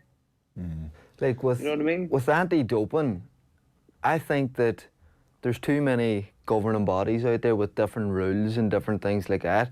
I know it's a long shot and everything like that, but I think like the way that it was in the Irish team in the setup there, you had the one type of testing, you had the one type of rules, you had the one set program for the athletes. And I think that's what the problem is in professional boxing. There's too many different organisations. There's too many different organisations in different countries. I think that they need to get together, get one set program together. You can do this and you can't do this. Well, it just needs to be more, it needs to be, there needs to be sterner bans, because when they're failing, but there's no punishment for it, you know. And even within the boxing business, not even the governing bodies, Jarrell Miller has failed 8 tests for the Joshua fight, and now he's being rehabilitated again. He's going to get a big fight and a big contract with one of the champions. There's no, like, you just sit it out and wait it out. Chavez Jr., like, absconded from test. They turned up at his house. He's still going to fight. Like, there's no punishment for not testing. No, I agree, Andy, and 100%. On Chavez Jr., he's had a history, and we could tell by the time when he fought you, he looked like he was juiced to the nines. Sorry, I missed that. Who are you talking about? Julio Cesar Chavez Jr. Well, he was very famously, Julio Cesar Chavez Jr. wouldn't allow the drug testers in the night that he fought you. And so there was always significant doubts about that fight. They turned up at his house last week. He's supposed to be fighting this Danny Jacobs, and he landed in the Lambo. And the reason that it's kind of bothered me more, and I've kind of started to speak about it more, is in a year we're boxing, we've had 4 deaths. Yes. Yeah. Why are we letting things like this kind of continue? Why doesn't every single person who's in the top 20 of any governing body have 365 doping? You know what I mean? We should have doping 365 times a year, random testing, and it's not like the sport isn't in a position where there's enough money to kind of have this kind of running through. The boxing's in the best place it's been in a long, long time. Why do we not have the kind of money kind of put into anti-doping? Look, UFC have kind of cracked down on it. They had a big problem, but they've kind of cracked down on it, and they're having random testing for their whole roster. Why don't we kind of have that in boxing? It's a bit of a shambles. It's all down the money, and you know, it's very annoying, especially someone who has kids, and you know, you're in a sport being so dangerous. You don't want any kind of risk. You want to eliminate any risk of serious injury. So you've had Canelo, Dillian White, Jarrell Miller all failing tests in the last 2 years. These are like at the very top level of the boxing. So when Michael's saying he feels like most of the top guys in boxing are doping, obviously we've no proof about so many people. There must be whispers though. And my question to you two who are still active, do you feel like you're on a fair playing field? You want to be a world champion, but you must know that there are people in your division, and you must know that there are people who you're coming up against. How tempting is it for you to look outside and go, well, Jesus, I should be doing this if that's what it takes? Yeah, well, like obviously looking at the top lads, Canelo was in my weight division and he's cruising at the minute. Obviously, I'm not light heavy, but he's jumping up and down through all the weights. But like you're looking at the doping, and as Michael says, guys in the top 20 all should be tested, but there's so many prospects, there's so many good lads coming through as well, that I think it shouldn't only be the top 20, it should be all these lads that are making waves, that are doing good things in boxing, that are getting out there in the media, because these are the guys that seem to need the drugs or whatever they're using to boost their performance, because they're in the spotlight, they're in the media, everything like that. They want to keep up with everything and they want to be the best, obviously. But I think there's a lot of loose ties out there, and just like Michael said again, this needs to be tightened up, because this year has been an unbelievable year in terms of deaths in boxing. And that's a sport that we're in that we can't hide away from. You might see it in Twitter and you might see it in Instagram, and you can only scroll past it as quick as you can, but these things need to be tightened up. And for me, I've never looked at it and says, okay, if I'm going to compete at the top level, I'm going to have to use this or use that, or even come into my head. So for me, it's like, if I'm going to do it, I'm going to do it clean. If not, so be it. But it is something that I think really needs to be tidied up. Yeah, Michael, at some point you must get frustrated by there being a perceived ceiling, that you can only go so far in the sport if you know that at some point you are going to come up against people who are cheating. To be honest, it doesn't even cross my mind. It's just when you see things like this on social media. When I'm in the gym, when I'm training, when I'm fighting, this stuff doesn't enter my brain at all. It's just when you see like people being caught and then getting let off because it's in the meat, but it's still in their system, so it shouldn't matter. I'm sitting with Jason saying there about everybody should be tested. I agree, but in ways that's going to be very hard to do because of funding, because of money. It's not really possible to test every single person coming up. The quickest way I think to do it is to do the top 20 of every governing body. Or top 25 maybe, whatever, but on level playing fields and stuff, it doesn't come into my head. I know whoever's in the ring with me, I believe I'll be confident in any fight I go into, so they could be snorting cocaine or injecting bloody EPO. It doesn't bother me. It's only going to be at the top when tactically, where there's not much to split the fighters. In boxing, if you are good enough and your technique is really good, you will beat a fighter no matter how juiced up they are. It's only when you reach the absolute top where there's not much to split them that they'll have that extra 10% or 5% that will make the difference. Yeah. So I agree, Randy. Michael, looking ahead, big fight today in Norway to Donair. Potential future opponents for you. Will you keep an eye out? What's your prediction? Well, I'm actually very busy today, even though it's rest day. But I think I will watch it back. I've been fascinated with him. He's a beast coming up from flyweight, or even I don't even know if he's lower probably, but now he's a bantamweight and he's still blowing people out of the water. So he seems like a special kind of fighter. Maybe having that Wagyu beef over in Japan. You know what I mean? What about did you give Donair a chance? Francis picking Donair. Not needed with Donair. That's more of a personal thing and a friendship thing than anything. But for me, I think Donair takes him further than anybody's took him before in terms of the Super Series. But I don't think it goes past 6 rounds. I think Inouye is an absolute monster, and that's his analysis. So. I think he blows him out in 6 rounds. Michael, if you get this fight on December the 14th out of the way and you get your revenge, what does 2020 look like for you? What's the kind of medium-term plan in your head?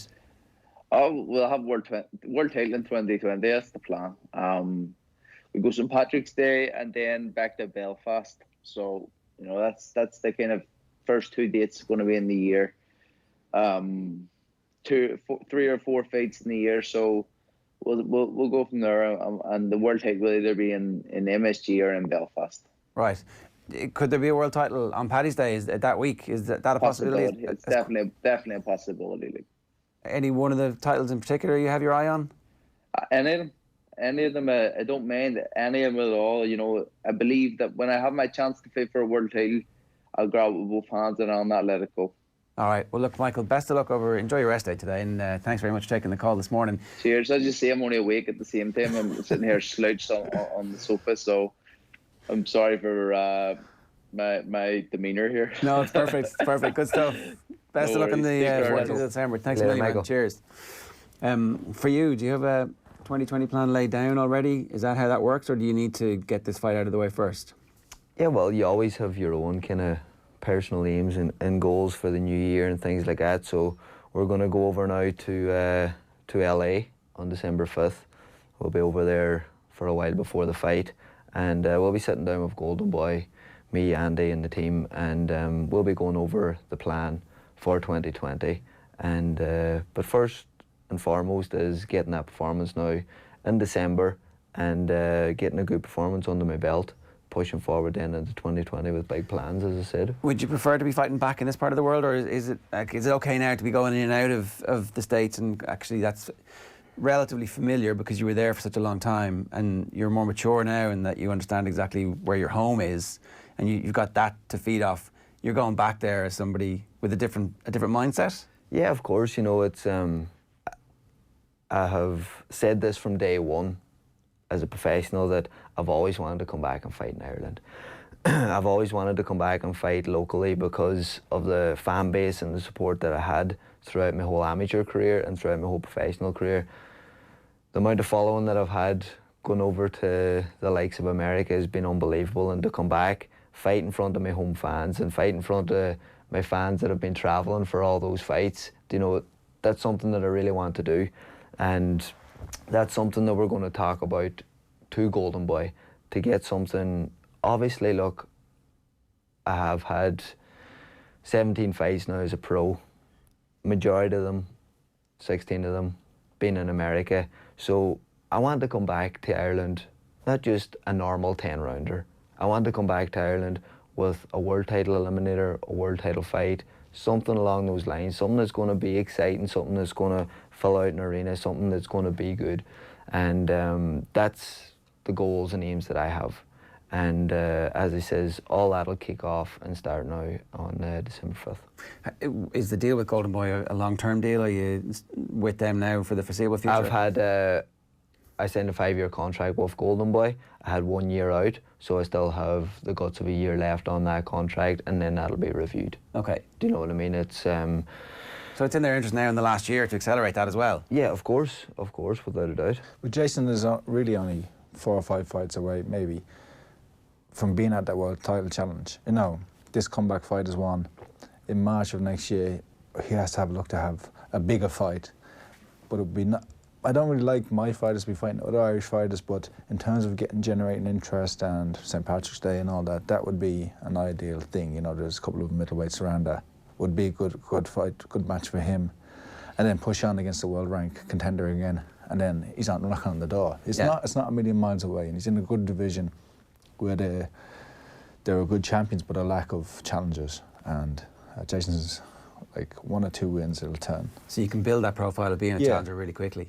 And in terms of like, it definitely, I think it needs to be the East Coast of America at least. Yeah. If it's going to be in America, you know, it's no point fighting on the West Coast. If it's a big enough fight and it's against a Mexican or a fighter from the West Coast, then maybe it makes sense. But the East Coast should be where it's at. England. And so, pardon my ignorance, the Conlan fight on Patrick's Week, that's not a card you can get on because that's not Golden Boy, is that right? No, yeah, and to be fair to Michael, he kind of owns that weekend. Yeah. So it's kind of hard to go up against him. And you couldn't? Yeah, unless it was in Boston. Right. Yeah. Or maybe Philly. The day before or the day after. Yeah, but... Because they did that with Katie Taylor. She fought one night and he fought the night before. Yeah, Philly and New York. And that's probably the only way it can be. But luckily for Irish boxers, there's huge demand at that time. And people want to go to fights all on the East Coast. So there should be some availability. Okay, so hopefully, fingers crossed, this one, get this out of the way, and then the next fight would be around Paddy's Day, and then after that, you're starting to look around and go, come on, let's go. Let's have it. He's training and performing that, like, well, I don't know, it's made a huge improvement, so I think people are going to see a better and improved Jason next fight, and then hopefully going forward, more improvements. But he's not far off it. I can tell you right now, he's not far off it. What improvements do you feel? Because we were talking earlier on about Klitschko and the value that he had from Manny Stewart telling him, just let himself go. You've got this. You just need to back yourself and have the confidence and go. Well, that's the thing, and I think that's the thing with me. Like, people seen it throughout my amateur career and everything like that, that I've had a lot of skills, I have had a lot of talent, and it's about getting that out of me. And I have a good relationship with Andy, and we understand each other very well, and Andy's very relaxed in his demeanour, the way that he comes across with things and the way he explains things. It's never too complicated. It's simple, it's to the point, and you're getting into the ring and you're not kind of confused on what to do.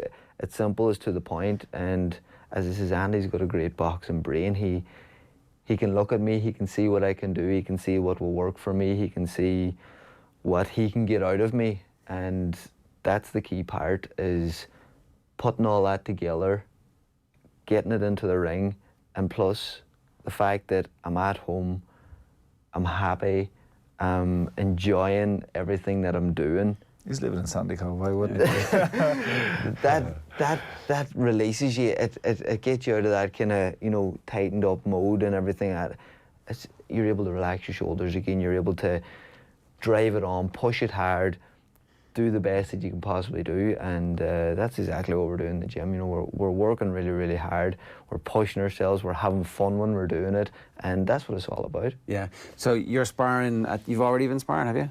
Yeah. Okay, so you're pretty close to weight at this stage? Yeah, weight and everything's good. This one isn't going to be on the middleweight limit. It's going to be a few pounds heavier because there's no title or nothing like that on the line. So this is going to be... So no tapering, no... Yeah, there's going to be a little bit of tapering, but nothing major. Horrible, yeah. You know what I mean? No walking around hangry. No. Yeah, exactly. Well, listen, best of luck with it, and thanks a million for coming in today. Appreciate it, thank you. And I hope 2020 is all that you wanted to be. But that is our lot today. That's pretty much all we've got time for. We ran a bit over. Hope you enjoyed it. It's 9:35 a.m. this morning. Thanks for joining us. Stay tuned to the Off the Ball channels and OTB Sports Radio throughout the day. If you missed anything, we did the sports pages. We've obviously had Michael and Jason on with us just recently. You can get it back on all our podcasts. Best place is obviously the GoLoud app or offtheball.com/podcasts. You can watch it, of course, on our YouTube channel and subscribe there. Our Virgin Media Sport Roadshow streams live later on this morning from 11 o'clock. Damien Delaney, Niall Quinn and Keith Andrews alongside Nathan. Tonight on Off the Ball, John Giles, Roberto Lopez, Stephanie Meadow and The Football Show. Thanks, Andy. Thanks. Thanks, Jeff. Yeah, thank you. We'll see you tomorrow. Good luck. OTB AM. This is OTB Sport.